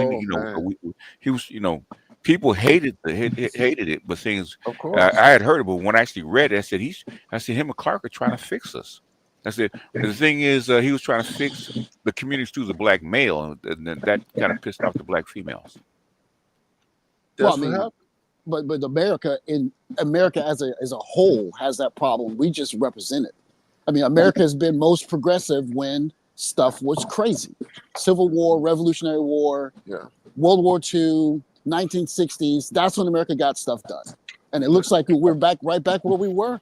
Yeah, I mean, there's only so many bullets in a chamber, right? Okay, and America was on the ascension, was on the upswing, right? You're no longer on the upswing. You can do that. You can do that kind of stuff on the upswing. You're not on the upswing anymore. And everybody's scrambling. Everybody's scrambling for life rafts right now. But I'm going to still say I love it. I love the chaos. Man, I love the chaos, man. I love you're a scholar, man. See, you gonna write on this stuff, on this mess. Man, I love the chaos. I love the pandemonium. It was kind of like, we saw all those memes after the election of these Black women crashing out, TikTok screaming and all that kind of stuff. You hate us, all that kind of stuff. And that was crazy, right? Yeah. And it was so telling of so many things, man. But I think, this is the time, the old saying that tries the souls of men and all that kind of stuff. And there's a lot of purging that's going on. And the hardcore brutal reality is that you got a guy like Donald Trump, a man who was damn near 80 years old. Yeah, well, if Batman fails, Joker's going to run Gotham, right? The Joker. You're right. So it takes Joker to do this, man. Yeah. You know what I'm saying? Yeah, right. Yeah. It was not going to happen anywhere else. And I'm like, the villain. The villain is doing the goddamn thing, man. You know what I'm saying? He let the Joker escape Arkham Asylum, and now he's running the city.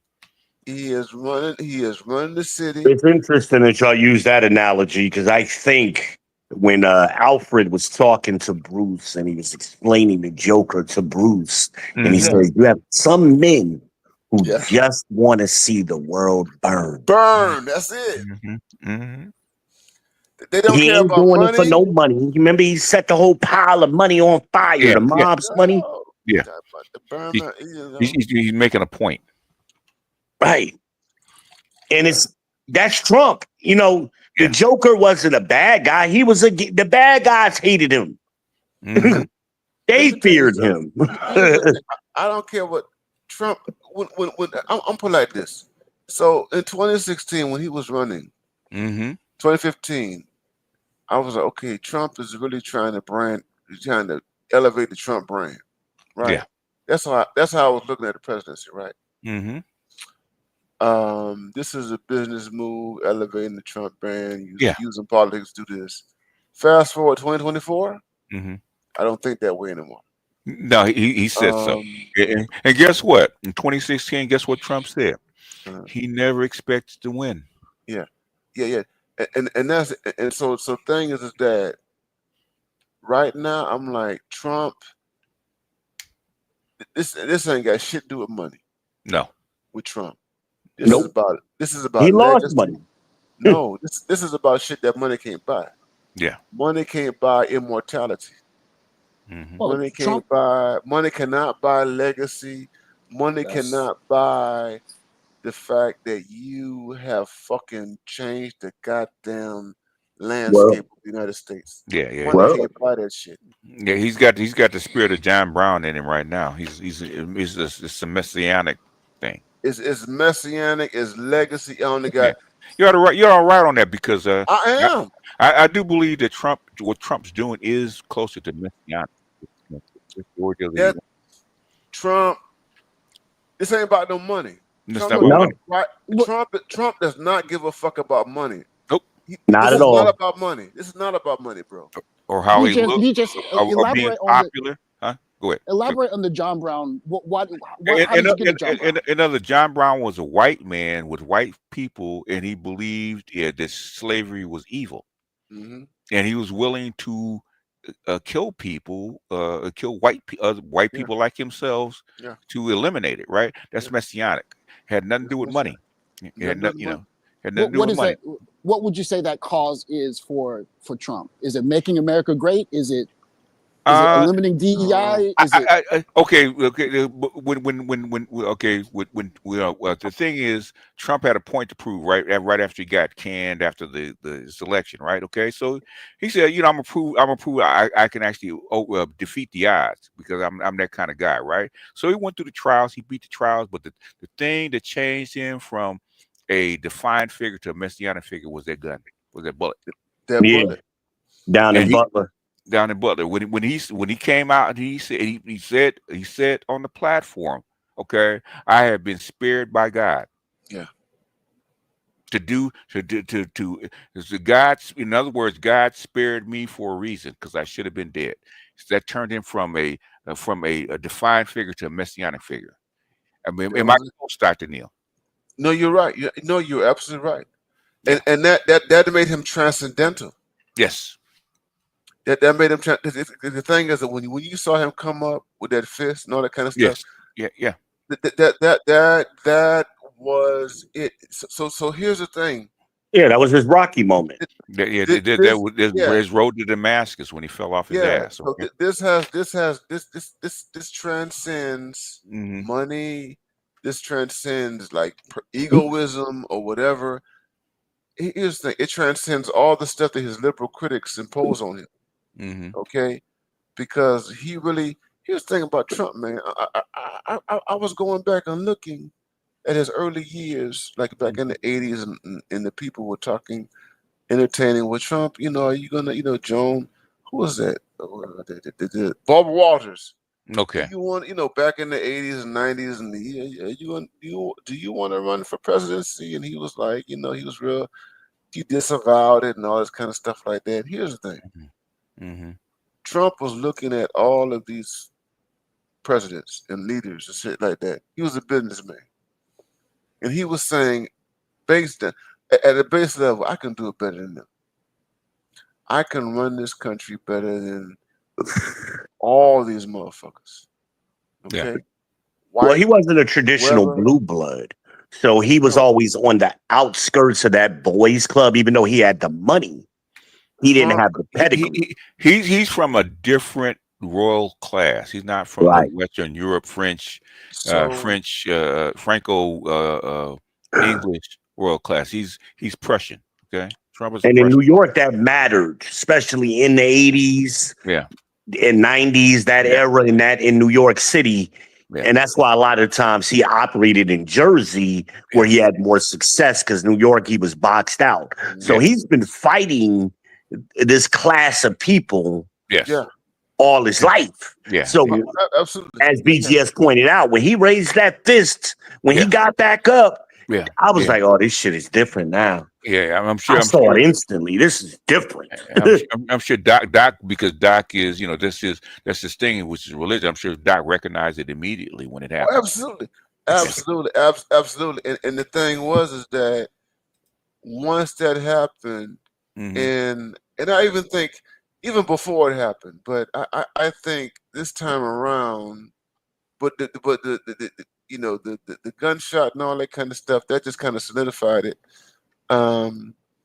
This was transcendental. It was like, I want to be the greatest American president in the history of the United States. I want to surpass every fucking. Well, I think you always had that belief. I think that bullet governed ordained him in his mind. And here's the thing, and this is what I said. I said this even on. I haven't been on Facebook for a while. I'm gonna be honest, man. I think Trump respects working class people. Oh yeah, he does. Trump as a builder, as a man who was a builder, someone who was built stuff from the ground up. Yeah, Trump respects people who work with their hands. Okay,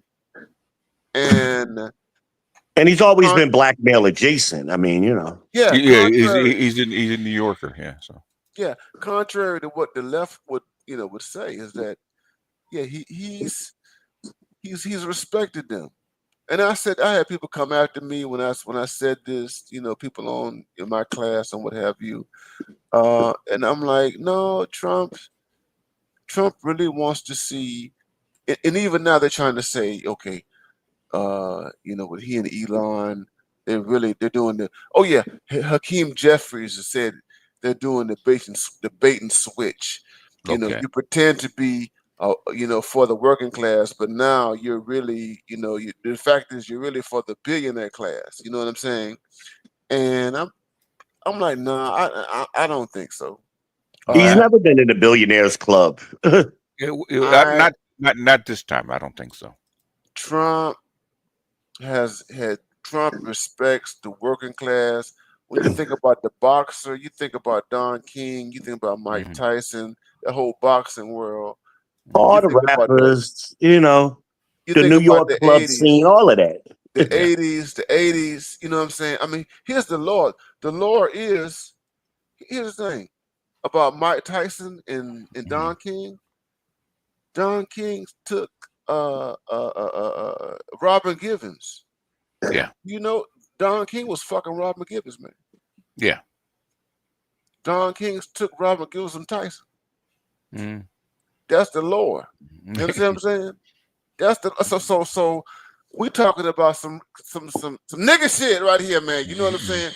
And that's under octane shit, because that's white women do the exact same thing. They do the same thing. You know what I mean? You know what I mean? And he did it unapologetically. And Tyson, Mike Tyson did not run up on his ass. You know what I'm saying? He ain't run up on him. Don King ain't run up on his ass. And I know he a white man and all that kind of stuff, but he was in that seedy world of boxing. You can't get any.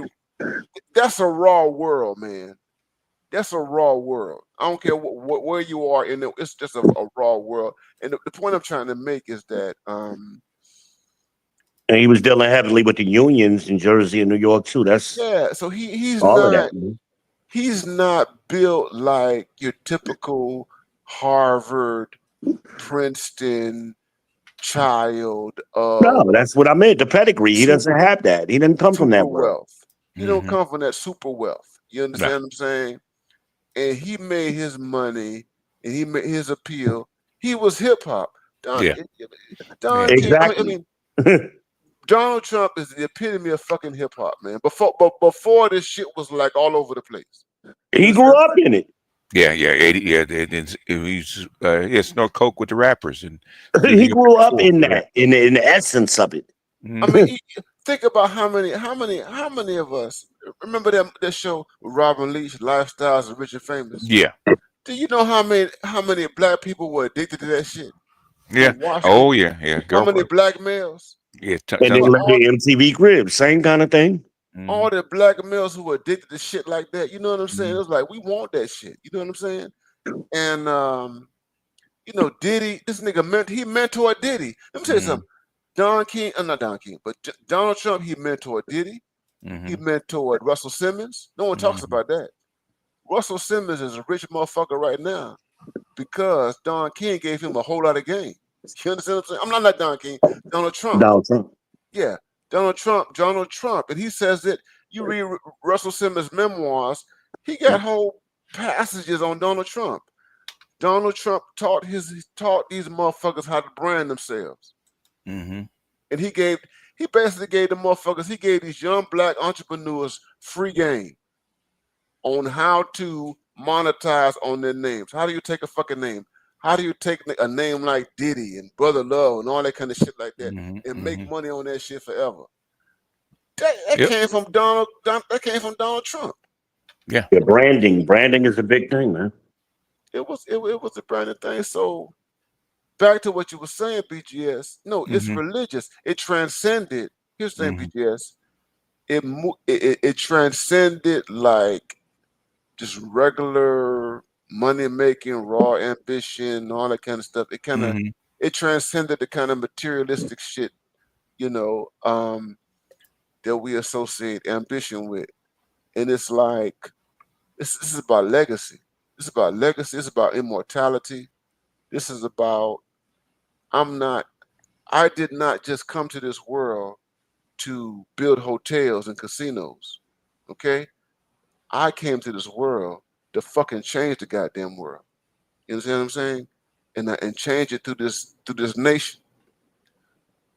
I mean, just think about it. He grew up in an environment where with other rich people who had a higher pedigree than him. Their grandfathers went to Harvard and Yale, as you had spoke of earlier. Yeah. They had a library named after them and all, you know, their grandfathers. That kind of, he grew up in that environment where, yeah, you're here, but you're not really one of us. He was never a part of that royalty. Exactly. He was outside. He was never out of that. Let me tell you something, man. Yeah, you know my contact. I work around rich white people. Okay. Oh yeah, and I'll go back to 2016. I had a rich white North Carolinian established motherfucker. He told me, he said, Donald Trump is nothing but a fucking scumbag. Are you in North Carolina? Yeah. What part? Motherfucker told me, I ain't gonna tell you. I'm in Gastonia, that's why I asked. I'm just outside of Charlotte. You know where he works, but you know what it is. Yeah. I ain't gonna tell y'all every goddamn detail. Hey, it's in his book. That's why I disavowed you as part of the Black Manosphere. Yeah. Publicly, I disavowed you. I said, we disavow Dr. Neal. He's not part of the Black Manosphere. Okay? There we go. No. He's not one of us. I only ask because I'm outside of Charlotte. That's why. He ain't like us. Okay, so anybody listening, he ain't like us. Okay. And I'm gonna tell you. Let me say this. So this man told me directly in 2016. Well connected, rich motherfucker, right? He said Donald Trump is a fucking scumbag. That's what he told me. Wow. That was in 2016. We don't want this fucking scumbag in the White House. That's what they told me. That's what I was told. He's a scumbag. Okay. Well, I think the power of Donald Trump is that the average American can see themselves in Donald Trump. They see themselves being closer to a guy who was made to go to a boarding school because he was kind of screw up, as opposed to how many of the last presidents in the last 100 years or last 50 years didn't go to what you call Ivy League school. Ivy League, yeah. That's a super short list. I mean, Yeah. you might have to go back to I don't know if LBJ went to one or not, or Jimmy Carter, but I mean, you go all the way back to at least Reagan. That's an elite class of people. And it comes from families that go to those schools too, you know, and it's not just them. Yeah. No. And I think one of the beautiful things for people like Doc is that you're going to get some more academics that feel free to actually speak from the other side of the table and say, listen, we've seen what this ideology is doing to our schools, what it's doing to these kids coming out of the schools, and we need to go back to just something that's more substantial. Or we're not going to be able to compete. Well, it's going to hurt some feelings. They basically they're behind already. I think the biggest thing that scared them was that AI app, DeepSeek, scared the holy crap out of them. So now they have to go back. They have to rejigger this whole education system. That's like the Department of Education is probably under attack right now. It's because you had to rejigger this whole education system to actually and model it after the people that are actually superior to you, which is the Chinese and the Asians right now. Okay, that's right. Ramaswamy he was on point. But the thing is, he couldn't say that out loud. That's like he had to get. You had to go, man. You can't say this shit out loud. Okay. No. We agree with you, but you cannot say this out loud. Okay. And that's why he had to go. But he was 100% right. Okay. So now, that's what I was telling black men. Okay. Now's the time. Because the women are not going to go into STEM. They're not going to go to this, that, or the third, right? No. Now's the time for black men to push. You are going to need these kind of people, and you cannot waste brains by sending them to jail or underfunding them, or sending them to bad schools, or allowing them to have bad mothers like these black women. You're going to have to do something special to actually wring all the talent out of every brain that you can. And it's time for black boys to make that push. Okay, let these brothers out of prison. Okay, let these brothers out of prison so we can train them and coach them up so that the talented ones can rise to the top. Because you need all hands on deck. And the lane is wide open. The lane is wide open. Let me tell you something. So, and I said this on my last stream or what have you. So it's not because I've been watching. I mean, all of us have been paying attention to this over the last 15, 20, 10, 15 years or what have you.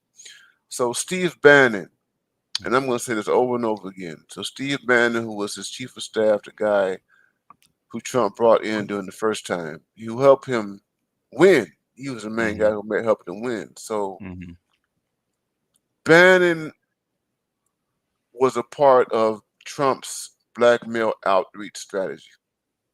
He was the one back in 2015, 2016, and he saw how the Democrats, the liberals, were treating black males, and he was like, "We got to get these black men on our side.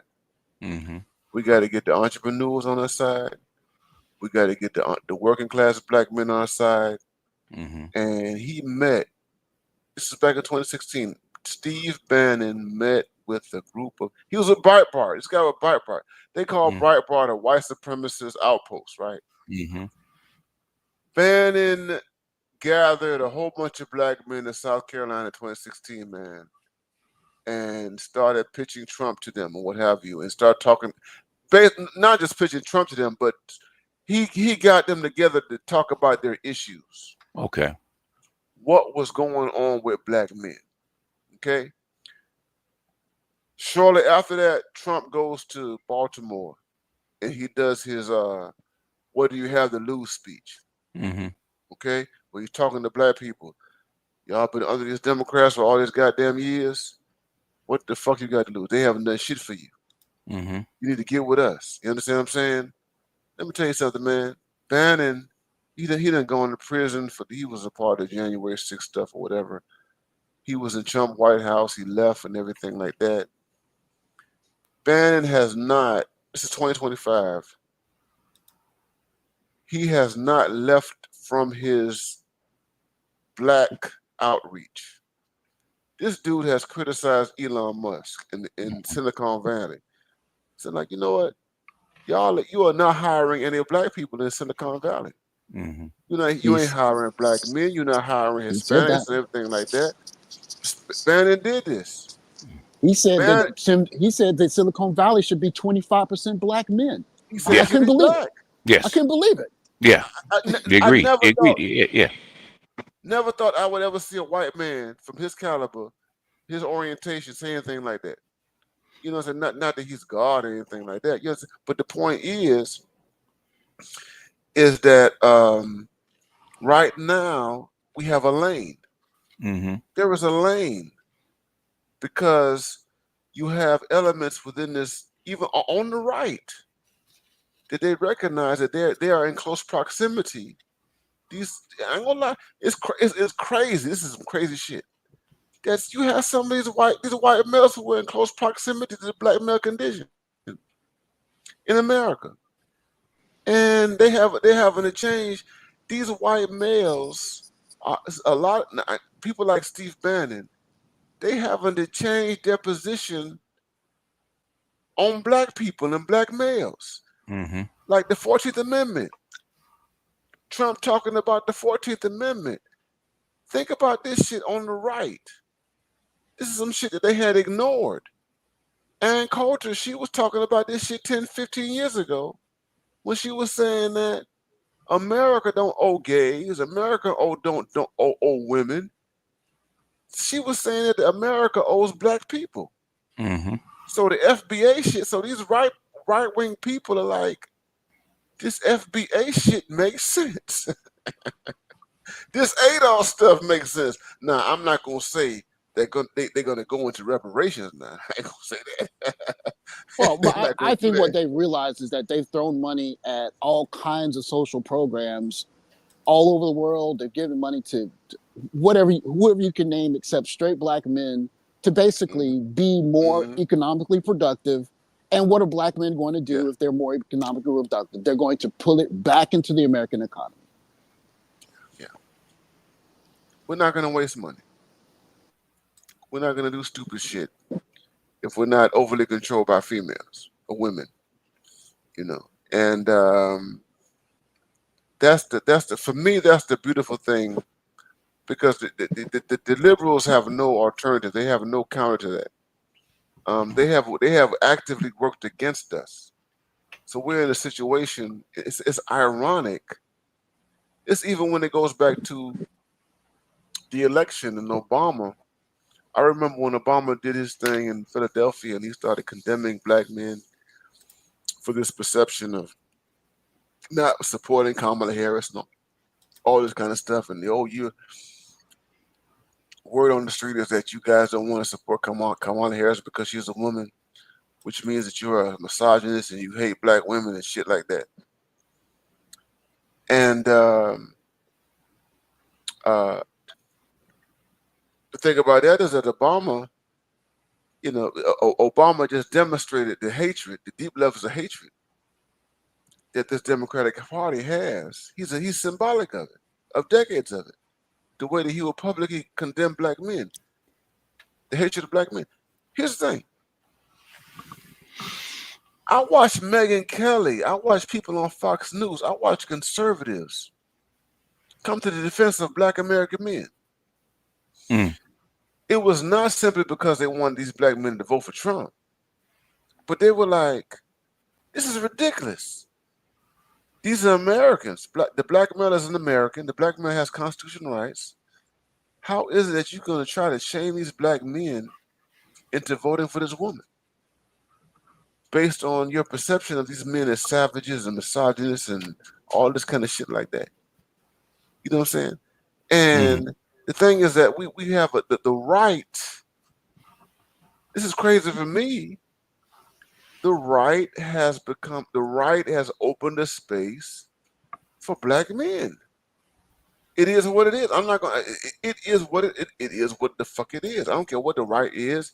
You got white nationalists over there, whatever. But the liberal left has not up to this point made these type of overtures to black men. And here's the thing: the other part of it is that they're doing it because these are men. The right is not anti-male. It is not anti-heterosexual male. It is not anti-family and all this kind of shit like that. All this kind of stuff. These leftists, these liberals are losing men in general, and they will lose black men in particular, just based on their anti-heterosexual, anti-male stance. Which means that these people on the right have an open field when it comes to black men. Well, Doc, if your society is going to move forward, you got to find incentive to get men to overproduce. What do the Democrats have? I still don't know what it is. What you're supposed to? That's not it. You try something else. You're supposed to overproduce, and you get what you get. No. That might work for 20 million black men. It's not going to work for 150 million white men. It doesn't even work for black men anymore. Nope. If you look at the marriage rates for black men millennials, it's almost down to the point where black women are right around 30%. They're not doing it anymore. They don't want to do it. They're not doing it anymore. And white men are not doing it anymore. So they're never. So basically, you're never married. Your never married percentage is over 60%. There's a good book that is talking about this very issue, Men on Strike. Oh yeah, did by what's her name? Back in Helen Smith. Helen Smith. Yeah, about 2014 or something like that. Yeah. Mm-hmm. And look at what you can do in 1 or 2 generations if you can convince men to work 9 hours a day, 6 days a week. Yeah, that takes a whole. Number one, you can only do that in an ordered society. Okay? Yep. Like Japan or Korea or even China. In a liberal society like this, you got to incentivize them to do it. Yeah, it has to be a for-profit motive. It's got to be for-profit. The 1980s or the equivalent. Or you have to sell them a dream.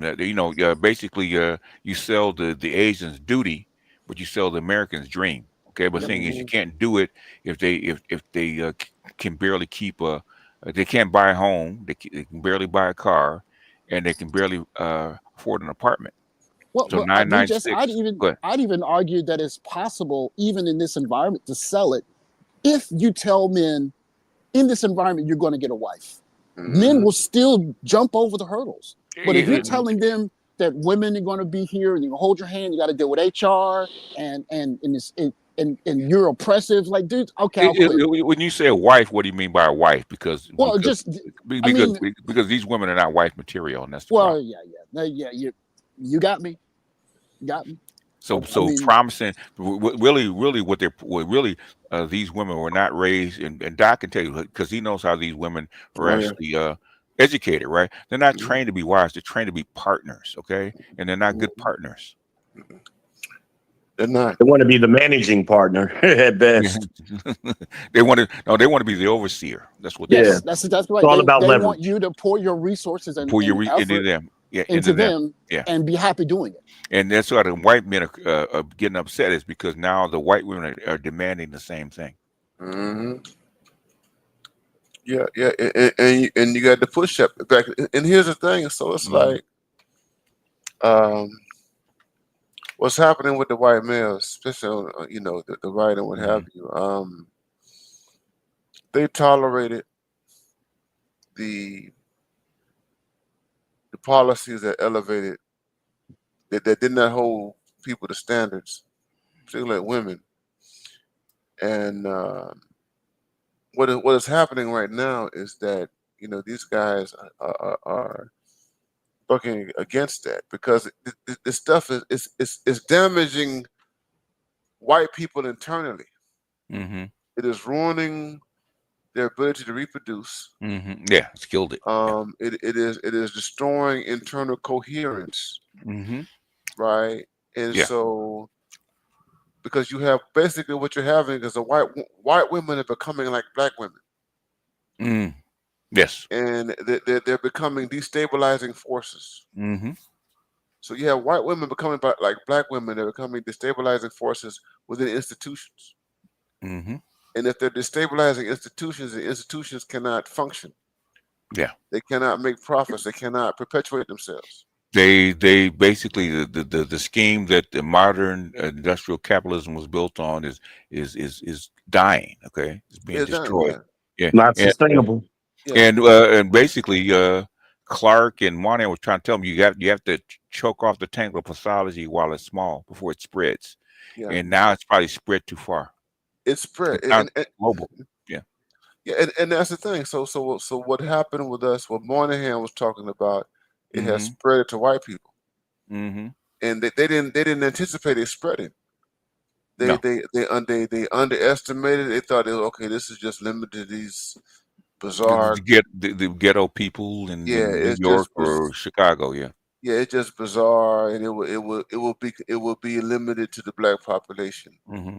They never saw it pouring over into them. Mm. That's why I got JD Vance, right? So JD Vance knows this. Yeah. JD Vance, you can do BGS. Mm-hmm. A Moynihan report can be done on the demographic that JD Vance comes from. No, on the hillbillies. The hillbillies. Yeah. Yeah. Yeah. And I would say that there's been scholarship on it. Here's the thing. Here's what's interesting. Scholarship has been done on hillbillies. Scholarship has been done on what we call poor white trash. Yeah. Yeah. But that scholarship, let me tell you something, man. That stuff has been suppressed. Just like, here's the thing, but it's worse with us, but with them, like the poor, what we call white, what people have called white trash, elite white people at the top, 1%, upper middle class, they have worked in a concerted effort to make sure that aspect of white society never becomes public, never becomes known to everyone else. In terms of the numbers, that is, we cannot have. So what we are right now, the face of Black American culture tends to be underclass. That's the underclass face. Yeah. The face of white American culture is not underclass. The face of white American culture is upper class. It's middle class. You understand? Which deludes us to believing that all white people are middle class, upper class. And so the thing is that JD Vance comes from, and that was his frustration. JD Vance went to Yale. Yeah. He could not quite, he did well to assimilate. But the thing about him is that he came from a population of white people that were Moynihan-esque. Yes. Okay. That's what I mentioned earlier with the pedigree. Yeah, same thing. They're forgotten about. If you drive through rural Kentucky, and I've done it, there, West Virginia, rural Ohio, rural the Midwest, it's bad. It's really bad. Oh, yeah. What grapes of wrath-esque. I mean, you're talking about people that are drinking water out of creeks. Like, oh my goodness, it's bad. Like, bad. Like, poor, super poor. Let me tell you something, man. They were using outhouses. I used to work at Target back in the 90s, man, late 90s, in the warehouse. And I used to work the graveyard shift. And most of my colleagues, I was at Vanderbilt, I was in graduate school at the time, $7 an hour. And I was working my way, working while I was going to school, stuff like that, man. It was so crazy, man. The white people that I work with, man, was so fucking off the chain. It was crazy. I mean, do you remember good times? You know, y'all remember the shit that like Fred Nestor went through? Yeah. Good times. Yeah. Let me tell you something, man. I had white coworkers, white males and white females. They worked together. They would go back and forth like Fred Nestor, man. Okay. Wasn't even married. I'm working the graveyard shift. I'm working from 11 p.m., 7 a.m. I got to go home after work and stuff like that. And all of these white people working together, and you got these white men and white women They're interacting like Fred and Esther, man.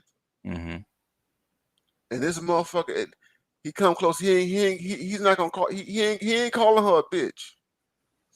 But he's screaming at her. He's screaming, and she's screaming back at him. That was the most. This was the late 90s. I had never on a job in a warehouse working for Walmart in Tennessee. I was living in Tennessee. Okay, I was in Nashville, Tennessee. Okay, and I saw stuff among these poor, working class, poor white people that I had never seen in my life, and I thought, I'm like, you would think that this stuff was restricted to black people. I'm like, I'm talking about a white woman bucking back, talking back at a white man, and this motherfucker, he giving her heat and all this kind of stuff, and calling her all kind of names and stuff like. They call each other names. So what am I saying? When you talk about the hillbilly shit, right? Yeah, that was normal. That white people. So when you look like country, I was in Nashville. Nashville is the home of country music. Country music is all about that type of stuff, man. You know what I'm saying? All this, what's her name? Dolly Parton and all them kind of Loretta Lynn and Willie Nelson, Willie Nelson, and Johnny Cash and all that kind of stuff. You know what I'm saying? I mean, it's inverted rap. It's inverted R&B. It really is. It basically the blues. Which is where country music actually really came from. Nice. But yeah. I mean, go back to the 70s, man, with Willie Nelson and Johnny Cash and Farm Aid and stuff like that. So it's just a repeat right now. That's right. It's a repeat. And here's the thing. So you have the white ruling class has been deliberate in suppressing that reality. Oh yeah. From the rest of the country. And they have been successful.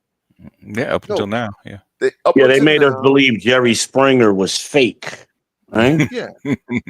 And just like he said, at that time he was in Tennessee. I was in South Carolina, and I'm from Newark, New Jersey. So I'm in the South, and I'm seeing this shit too for the first time. Like, wait a minute, this is how they really act, Yeah. And it was real. I'm like, this Jerry Springer shit is real.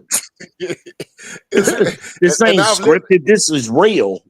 and I've lived in South Carolina, so I spent 7 years in South Carolina, man. So I was in Orangeburg at that time. I spent 4 years in Orangeburg. I know what I'm saying. And I went to South Carolina. I'm a South Carolina State alumni. Okay, well, I taught at Claflin University for a long time. Oh yeah, I used to climb the fence and go through the hole. Yeah. I hear you. Right behind Bethea Hall. I know the roots. I hear you. But that's my stomping grounds there. Yeah, so that was a reality. So JD Vance, he is a unique figure. And he in terms of what his background, all that kind of stuff, and he has sympathies. I think JD he has he's sympathetic towards working class black people and black people who are at the bottom because of the proximity that they have to white people who are like them. You know what I mean? And so, and that's why when I hear people say, I said this in my last stream, I was asked a question about Trump and the safety net. Is Trump going to destroy Social Security? Is Trump going to destroy welfare and all that kind of stuff? My perspective is that it would be detrimental for Trump to attack Social Security. It would be detrimental for him to destroy the welfare state. Why? Because large numbers of white people, the major recipients, who were recipients who fucking voted for his ass.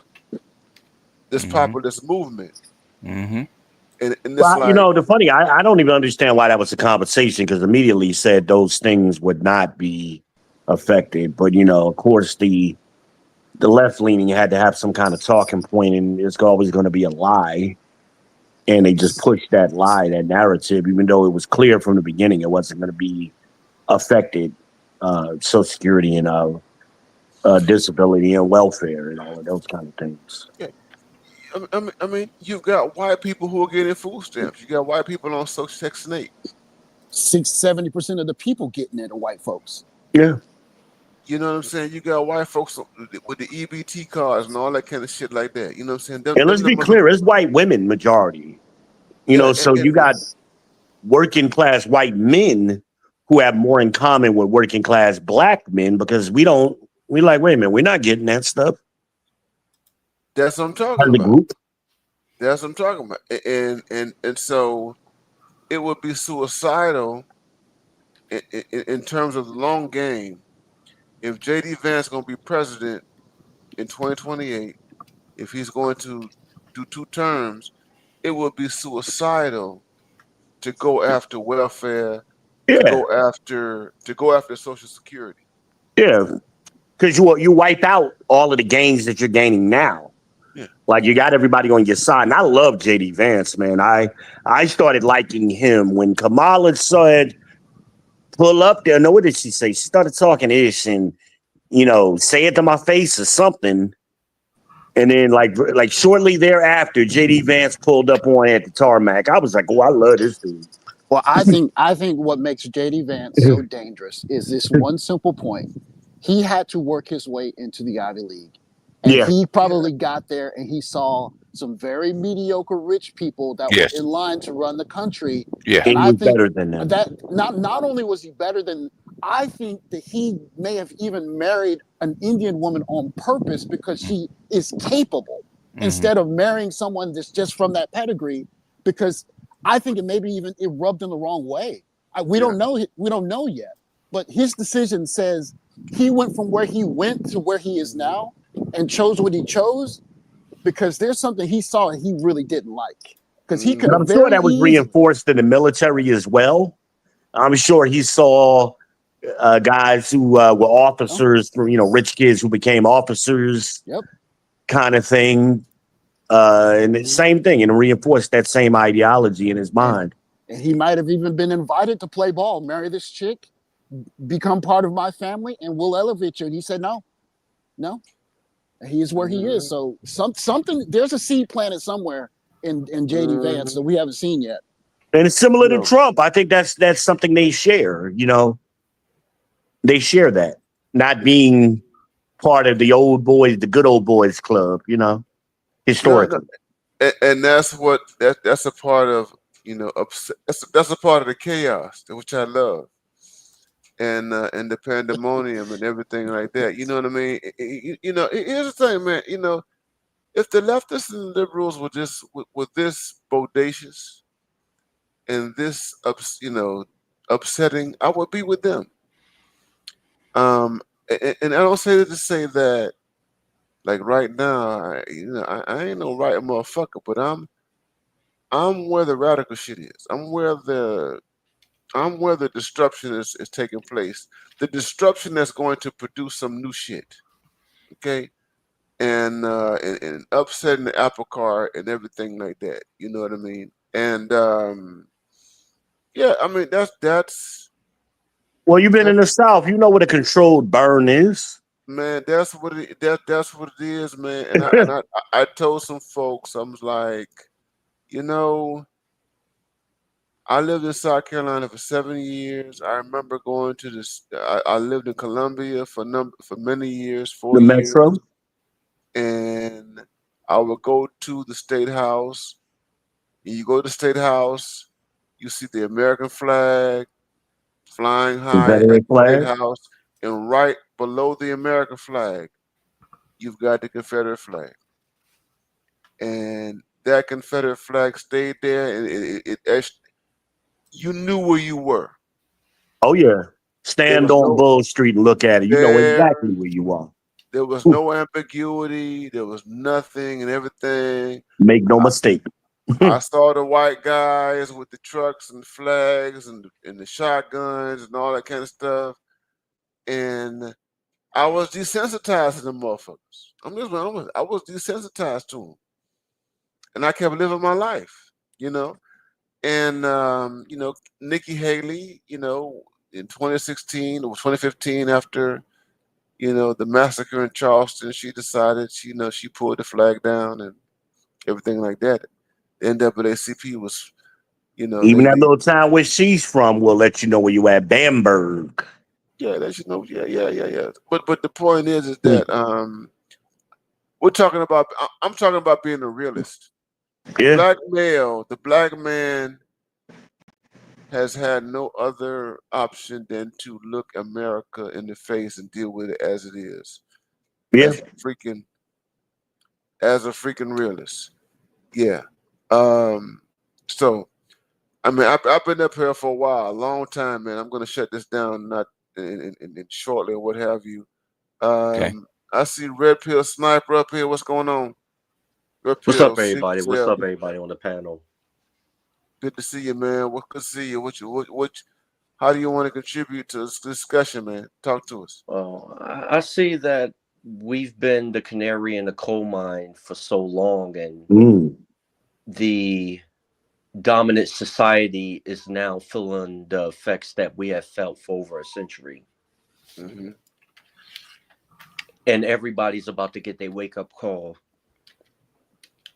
because of this.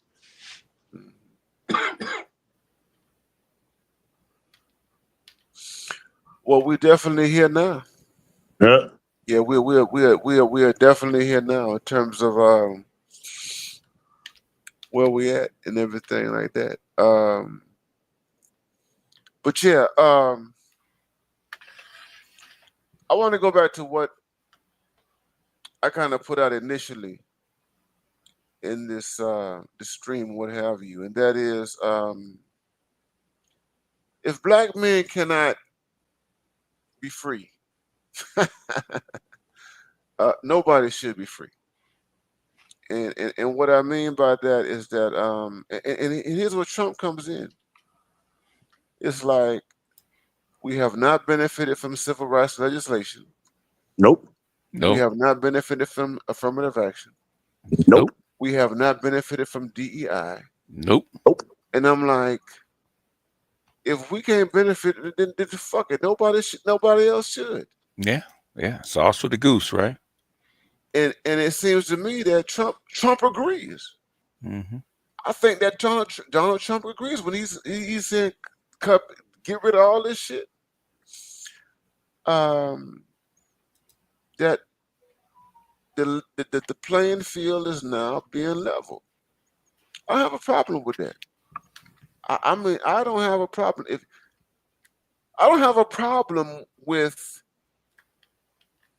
you telling the entire American population that you got to pull yourself up by the bootstrap. I have no problem with it. I got a problem with you saying that black men, as an isolated demographic, have to pull up themselves by the bootstraps, and that they're the only demographic that has to do that. I got a problem with that, but I don't have a problem with telling these white women, these gays and lesbians, these rich white people, and everybody else that you got to hold your own goddamn your doggone way. You got to hold your own nuts. Mm-hmm. Include black women in that group too. Mm-hmm. And it seems to me that what the purging and the gutting that Trump is doing, and everybody supporting him is like, hold your own nuts. Yeah. Big balls. Shout out to big balls. And for me, that strikes me as pure equality right there. Well, they don't want equality. They want leverage. They want guaranteed leverage and guaranteed outcomes. My thing is, because if it was about equality, none of us have ever seen a crew of women on a garbage truck. If it was about equality, why haven't we ever seen that anywhere? True competition has no quality. There's no equality in competition. You compete or you lose. You compete. Well, they don't want to do it. lose. There's certain things. You see, they only want certain things. They want leverage. They don't want equality. If they want equality, why aren't they doing the jobs? And the elder BGS has pointed out STEM. Yeah, they're not even. They don't want to get into it. Yeah, China- they can't. You know, China can make an EV for $10,000. yeah. Yeah, Compete. they at some point at this point you got to compete or die, and that's what Elon Musk and Vivek Ramaswamy is telling the United States. In this environment, okay, whatever the Biden administration put you in a position where you have to compete or die. Yeah, and that's not going to go. That's not going to go away. So you're going to have to cut the fat. You're going to have to get down to business. You got to train your boys to the best of your ability. And you're going to have to compete. that's it. And That's there's going to be some pain. There's going to be a lot of pain. Okay. And my point is that black men have had to deal with this reality for centuries. You know, I'm going to be conservative since coming out of slavery. We have been dealing with this for more damn near 150 years. Okay, and that is that you sink or swim. That has been the black male condition historically. Yeah, and you have to sink or swim, especially when with your woman and trying to push your head underneath. So yeah, sink or swim, and it's like, okay, oh, you're saying that everybody else equality means that everybody else should sink or swim? That's what equality means, not just us. I can live with that. I can live with that. Is there a better gift for black men than a level playing field? Hey, let's go. Let's do it. Like I said, tough fight with a short stick, but you got a stick. I can live with that. If you treat the entire society the way that you have treated black men for over 150 years, I can live with that. Yeah, that's why when they were getting rid of DEI and affirmative action, and they said it wasn't legal. I said, look, go back and read it again. Okay, it's called equality. It's called equality. And they gave you 60 years to get your shit together, and your black woman squandered it by suppressing you. She squandered. She blew it away. She blew it away. Set it on fire. She handed it off to the white woman and said, "Well, our black men, we don't trust our black men to do something with it here. Okay, we give it to you." That is it. And what is interesting, I'm loving what's happening with Elon Musk and the Doge stuff, and like what we've seen with like USA, USID, and these other things, all the money that the government is spending on bullshit. Basically, the wizard's getting the curtain pulled, and they weren't afraid of going to jail. They're afraid of the curtain getting pulled more than they were going to jail. Yeah. I like his response when the reporter tried to create a gotcha moment with him with the condoms, and are you willing to correct the record? And because it didn't go to Gaza and went to Mozambique, he's like, look, come on. Like, of course I made a mistake, but we still spent $50 million on condoms.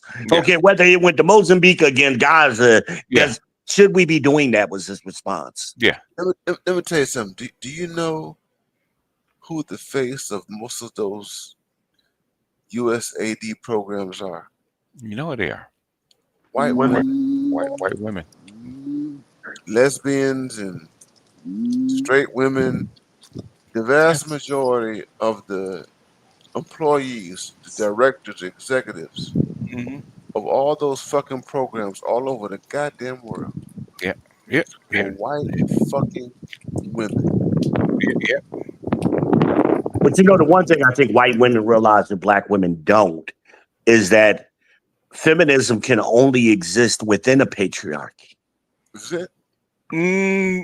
Actually, feminism exists, and this is something might be a little technical. Okay, basically, if you understand Hobbes and the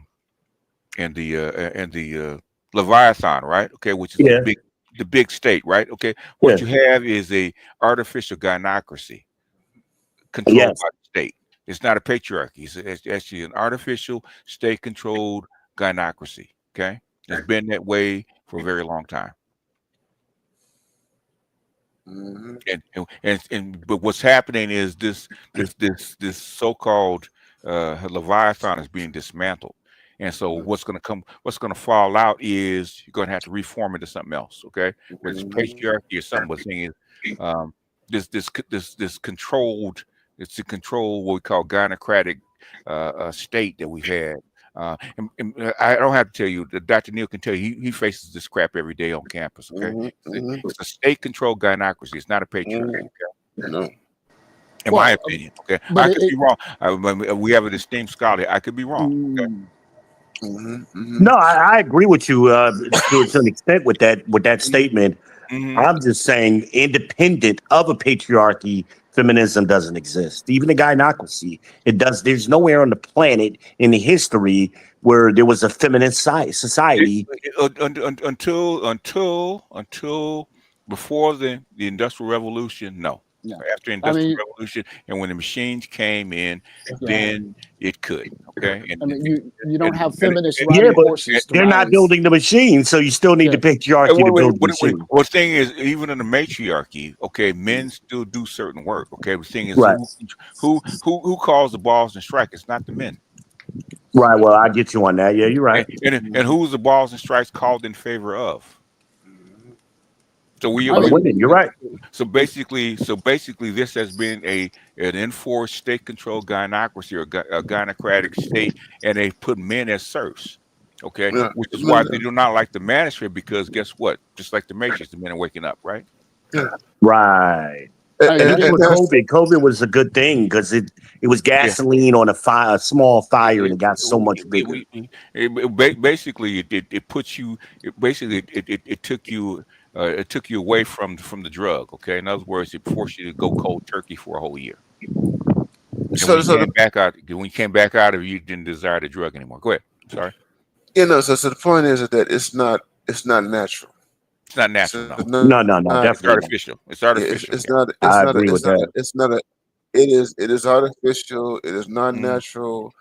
I said this in my book. And the title in this chapter is called "Who's Afraid of Black Men." The title of the chapter is "Who's Afraid of Black Men?" Black women and white saviors. Ooh. And that's the title of the chapter. And basically, I said, if you want to understand Black America and the condition of Black people, you can only understand it through. It's best to understand it through conquest and domination. That is, what I mean by that is that the so-called matriarchy or so-called matrifocality that has existed historically is not the product of natural forces. No. If the black female historically has had this prominent position in Black society, it is not because of anything innate to her. No. It is because of social fucking engineering. Yep. Okay? That's it. The so-called matriarch. E. Franklin Frazier. When E. Franklin Frazier was talking about the matriarchy, he didn't talk about, this is in the 40s, in the Negro family in the United States, he didn't use this language. But the reality is, when you look at E. Franklin Frazier, you're talking about the reflection of social fucking engineering. That is that the Black woman's position in Black society has always been a reflection of white engineering. It's not because she's some special and she's just some magical internal. It's not some shit from Africa, okay, that we brought over with us. It's because the Black male has historically been targeted for underdevelopment. The Black male, in the American context, if you underdevelop the Black male, okay, the black female who was not perceived in the same way as the black male, That's a threat. she's going to have certain advantages. She's going to have a level of freedom that this motherfucker don't have. Yeah, because she's not a threat. She's not a fucking threat. Mm-hmm. I said this. I wrote this in my fucking book against decades and decades of scholarship who were trying to defend this fucking shit, who trying to defend the matriarchy as though this is some natural shit that we inherited and we brought from Africa. Okay? No, goddammit. This is not some shit. The matriarchy, particularly in the 20th century, the matriarchy shit is not some shit. It's not a carryover from Africa. No, it's not. Okay, people have tried to make this argument that it's a carryover. This is a carryover from the transatlantic. This is a carryover from West Africa. It's not. Yeah. And I'm saying this as somebody who been to West Africa and who sees the prominent role of women. Let me tell you something. I went to Gambia. I've gone to Gambia. Let me tell you something. I've been to Gambia twice, and I got connections to Gambia. Do you know who the fuck take care of me when I go to Gambia? You know who the fuck will take care of me when I'm in Gambia? Women. Women take the fuck. They take the. I'm sorry. Women take care of me when I'm in Gambia. But whatever matriarchal stuff they got in Gambia, a matrilocal BGS. What they got in West Africa is radically different from what we got right here. I would argue, Doctor, and this is just my theory, right? Since the Industrial Revolution was actually created on the constructed out of the pattern of the slave South, okay, and feminism came out of the Industrial Revolution. I would argue that feminism is a direct copy of the slave system, the female slave system. Okay. Where the women are the overseers. Where the women are overseers. And the men are the labor. I think they dabbled in this in throughout Western civilization. I mean, especially during the Rome when they were dibbling and dabbling in the Herodian ideology. You saw it then too. No, that's why the black women were worshiping Diana at that time. It came directly out of the Tenures Act in 1650, right? Where they got rid of the they challenged the role of the authority of the father, and then they used that Caroline. Well, I'm not disputing that happened later. I'm just saying they dibbled and dabbled in it in earlier time. What I'm saying is that the direct function of the Industrial Revolution in the industrial North and industrial England started this tender years doctrine, and it actually stripped away the ownership of the family and the children from the father, the patriarchy, right? And that's where the 7 years, where the 10 years doctrine came from 1839 out of the Court of Chancery, which is now the family court. Okay, in fact, I've had several people argue in court that gone back to the 10 years doctrine, to the Court of Tenures and the Court of Chancery and the 10 years doctrine, and it's upheld. That's how come the family court is not part of the Constitution or part of the courts. Okay, because it's separate, just like in England it was separate. So I'm saying I'm just throwing out a theory. Until then, for 10,000 years, patriarchy was set a certain way, even in Rome, even in Greece, where the father's authority was paramount. Okay, couldn't be overcome it. Right? The father owned the children, the father owned the wife, the father owned the property. His authority was unchallenged until the 10 Years Act in the 1600s, right? And then until the Court of Chancery was challenged in 1804, until the Queen and the courts in 1839 came up with the 10 Years doctrine, gave the authority over the children to the women for the first 7 years, and then the United States extended it to the 16 years, which is basically an adult. and that's how got a hold of the family and got hold of the children. Until it had never happened before.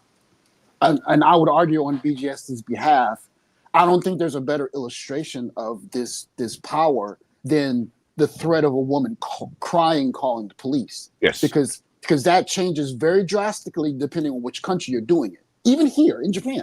Yes. Like the police will come calm-headed and say, what's going on here? And they'll ask who, what, and write a report, and then they'll go about their business. As opposed to America, that's almost a threat on the black man's. It is a threat on the black man's life. Yeah. Mm-hmm. So I would argue maybe the doc will take a look at it and examine and see what he thinks. What I'm saying is I'm getting the vibe that this whole, because there was no feminism until then, okay, and until then, and there was none, and basically their legal stand was based upon 10 years doctrine, and after 10 years, and the United States replicated that, and then from then it spread out through all the Western world. And I would say this: I don't doubt what BGS is saying. I mean, I don't. Because these women are acting exactly like the slave plantation women. Okay, the slave plantation, and which means it's still it's still socially engineered. Social engineering. It's definitely. Yeah. It's artificial.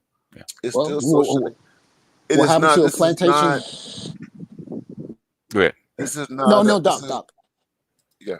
Who's first? Doc is first, of course. Yeah. So this is not a product of natural forces. No. This is not natural. This is social. This is deliberate social engineering. No, it goes real deep, and let's flat out satanic. it's satanic. Yeah. So in the U.S. So in the U.S. it is, and this is what I've said decades ago. Because here's the thing. So, well, my teachers who came from the baby boomers, my teachers are baby boomer teachers. Most of my teachers, all of them actually, they went against Frazier, E. Franklin Frazier. You had an entire generation. Because E. Franklin Frazier made these assertions back in the 1940s about matriarchy and everything like that. And then, Moynihan took them up in 1965, and he also used Du Bois and all that kind of stuff. You understand what I'm saying? And their perspective, my teachers and that generation, was that this is natural. That the black female dominance is natural. The way in which the extended family has flowed with black people historically is natural. This has absolutely nothing to do with domination or conquest. And then they also some of them tied it to carryovers to West Africa and all that kind of stuff. I completely disagree with them. Well, I completely disagree. The West Africa. Here's the thing. Let me tell you something, man. Here's the thing. West African women are very direct. West African women are a peculiar, interesting lot. I'm putting it like this. You got matriarchy shit over there, okay? But their matriarchal stuff is not what we have over here. Well, they don't have $3,000 child support checks and welfare, so that kind of sort of helps. No, but it's not anti-male. That was the thing. So I got you. I can go right now. I can go to Gambia right now, and I can be surrounded by a bunch of women who would take care of me. All generations. She could be 80 years old, to 40 years old, to 20 years old. and them jokers, they gonna treat me like a fucking king. Okay. That and their investment in me, their matriarchal shit, and they run. These are women who run their households. They run the household. Okay, and it's almost, bro. I've been surrounded. I know and interact women who they're married and they only have sons. That's what they've produced. Here's the point that I'm trying to make. Here's the point I'm trying to make is that what we have here in the United States that some black women have called a matrifocal formation is not parallel to what exists in Africa. Mm-hmm. Good, well said. What the shit that we have here, the black female dominance. Here's the thing: something black else. female dominance is unique to the United States. It ain't. You can't say, "Oh, this shit came from Africa." No, it don't come from Africa. This shit, it was created here in the U.S. That's the point. We don't know how much longer we have of it because government ain't got the money. How does a plantation run? How does a plantation run when it has a bunch of overseas and not enough slaves? It ain't going far. That's it. Well, listen, guys, I've been up here for 3 hours. Yeah, 3 hours, and I want to shut this down. But I'm glad that all of you guys were here. I wanted to just talk. This was meant to be an open chat for all the brothers in light of what's happening right now, man. So I'm glad that you guys are here. So I'm going to give everybody. We appreciate you creating the forum. Absolutely. Yeah, I'm gonna give the guys. So V-Ben Israel. If you have closing words, man, do that, and then Passport OG. I want you to give closing words, and then I'm going to depart. Brother, I just appreciate the space. I was sitting here staring at my ceiling, and I was listening to you, and you dropped the link. I said, "Yeah, I got to go support the brother this late, man." I get like that too. Well, I just got to get something off. I got to do a little freestyle session, late. Yes, sir. Get it off my chest. Yes, sir. So I appreciate the opportunity to participate in it, and I do the same thing on my channel. Here and there, it'll be late, and I'll just say, "Let me see who's up with me." Let me get this off. Absolutely, so I definitely appreciate it. I appreciate you, man. You take care, man. You're always welcome here, my brother. All right, brother. Okay, man. I'm dropping off, man. Okay. All right. Take care. So Doc, I really like that you're presenting the Trump thing in not necessarily in a gleeful manner because of Trump, but a gleeful manner because of change. Yeah. It's not good or bad. It's just change. There is no good or bad. There's opportunity and sitting on your behind. Which one do you want? Yeah. So people have to understand that things can't always be what they used to be. Now things are different. How am I going to use that to my advantage? That's it. That's all it is. That's all it is. Because world's changing. Our American government's changing. Everything's changing. You can't spend a bunch of time worrying about what used to be and how good it used to be. It is what it is right now. Trump is the guy. What are you going to do with it? And that's the $1 million question. And if more black men look at it that way, we're going to get more out of this than seeing Kumbaya wishing that we had Obama for another 3 or 4 terms, because it doesn't work that way. We got Trump, and Trump is doing Trump. What are you going to do while Trump is the guy? That's all it is. What you going to do? What you going to do? No, absolutely, man. You hit the nail on the head, man. You know what I'm saying? And that's the bottom line. Where are we going to go with this administration? Here's the thing. It's not just Trump. It's JD. Yep. It's the next wave. Yep. That's The right. tea leaves are on the wall. The Democrats are done. Yeah. I don't. The future is not the. Here's the thing. The future is not the Democratic Party. No.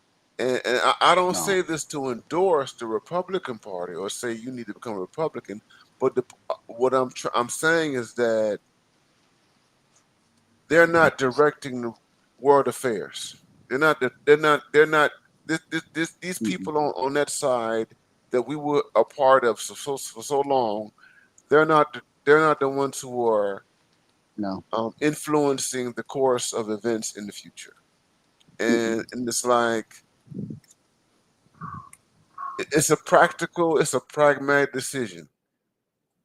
Do you deal with where the world is right now, or do you lament stuff that is obsolete? Yeah, and get out of your feelings. Like feelings that have nothing to do. The feelings are going to get in your way when you try to make a decision in 2025. Oh my God. Earth. Hey man, we're not playing Monopoly. We're not playing life. We're playing real life. Are you someone that can do something? Yes. Then you can make a lot of money and probably be someone that Trump is going to highlight as someone that's helping him with his agenda. And if you're not, you might want to shut your mouth about how terrible a president he is, because if people like him, they're going to not like you. So it is what it is. It is what it is, man. But thank you, man. I'm glad to see you as always, man. Here, man. So you know, man, whenever this thing is open like this, I said it's strictly for my ninjas. You one of my ninjas, man. Hey, man, Doc, hit him on the head. Hit him over the head with it, Doc. Hit him over the head with it. People need to hear it. Get out of that emotional God's gonna come and save us Democrat stuff and get real. You gotta get real. I appreciate you, man. Yeah, man. Peace, Doc. Okay, man. Take care, man. Peace out. Good to see you, man. Always.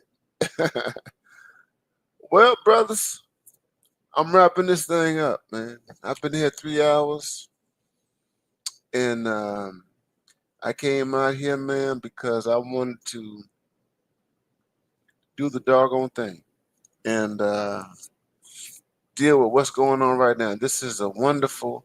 I keep telling you, I'm not pessimistic. I want you guys to understand that, man. I am not a pessimistic dude. I'm not pessimistic. I don't think that the world is coming to an end. I'm not scared of anything or what have you. The people on if you don't know it already, I'm not on the Democratic side. The people on that side, the liberals, all they do is feed people fear, and I've rejected all of that. I like it. Trump he's chaos. I love it. I love chaos. I love it because it opens so many possibilities for what's going to happen in the future. Period, point blank. I love it. This is a wonderful time. I said this last Sunday over the weekend. This is a wonderful time to be a black man. This is a wonderful time. You may not see it now, but keep looking close. This is a wonderful time to be a black man. Don't let nobody tell you otherwise. Don't let nobody tell you otherwise.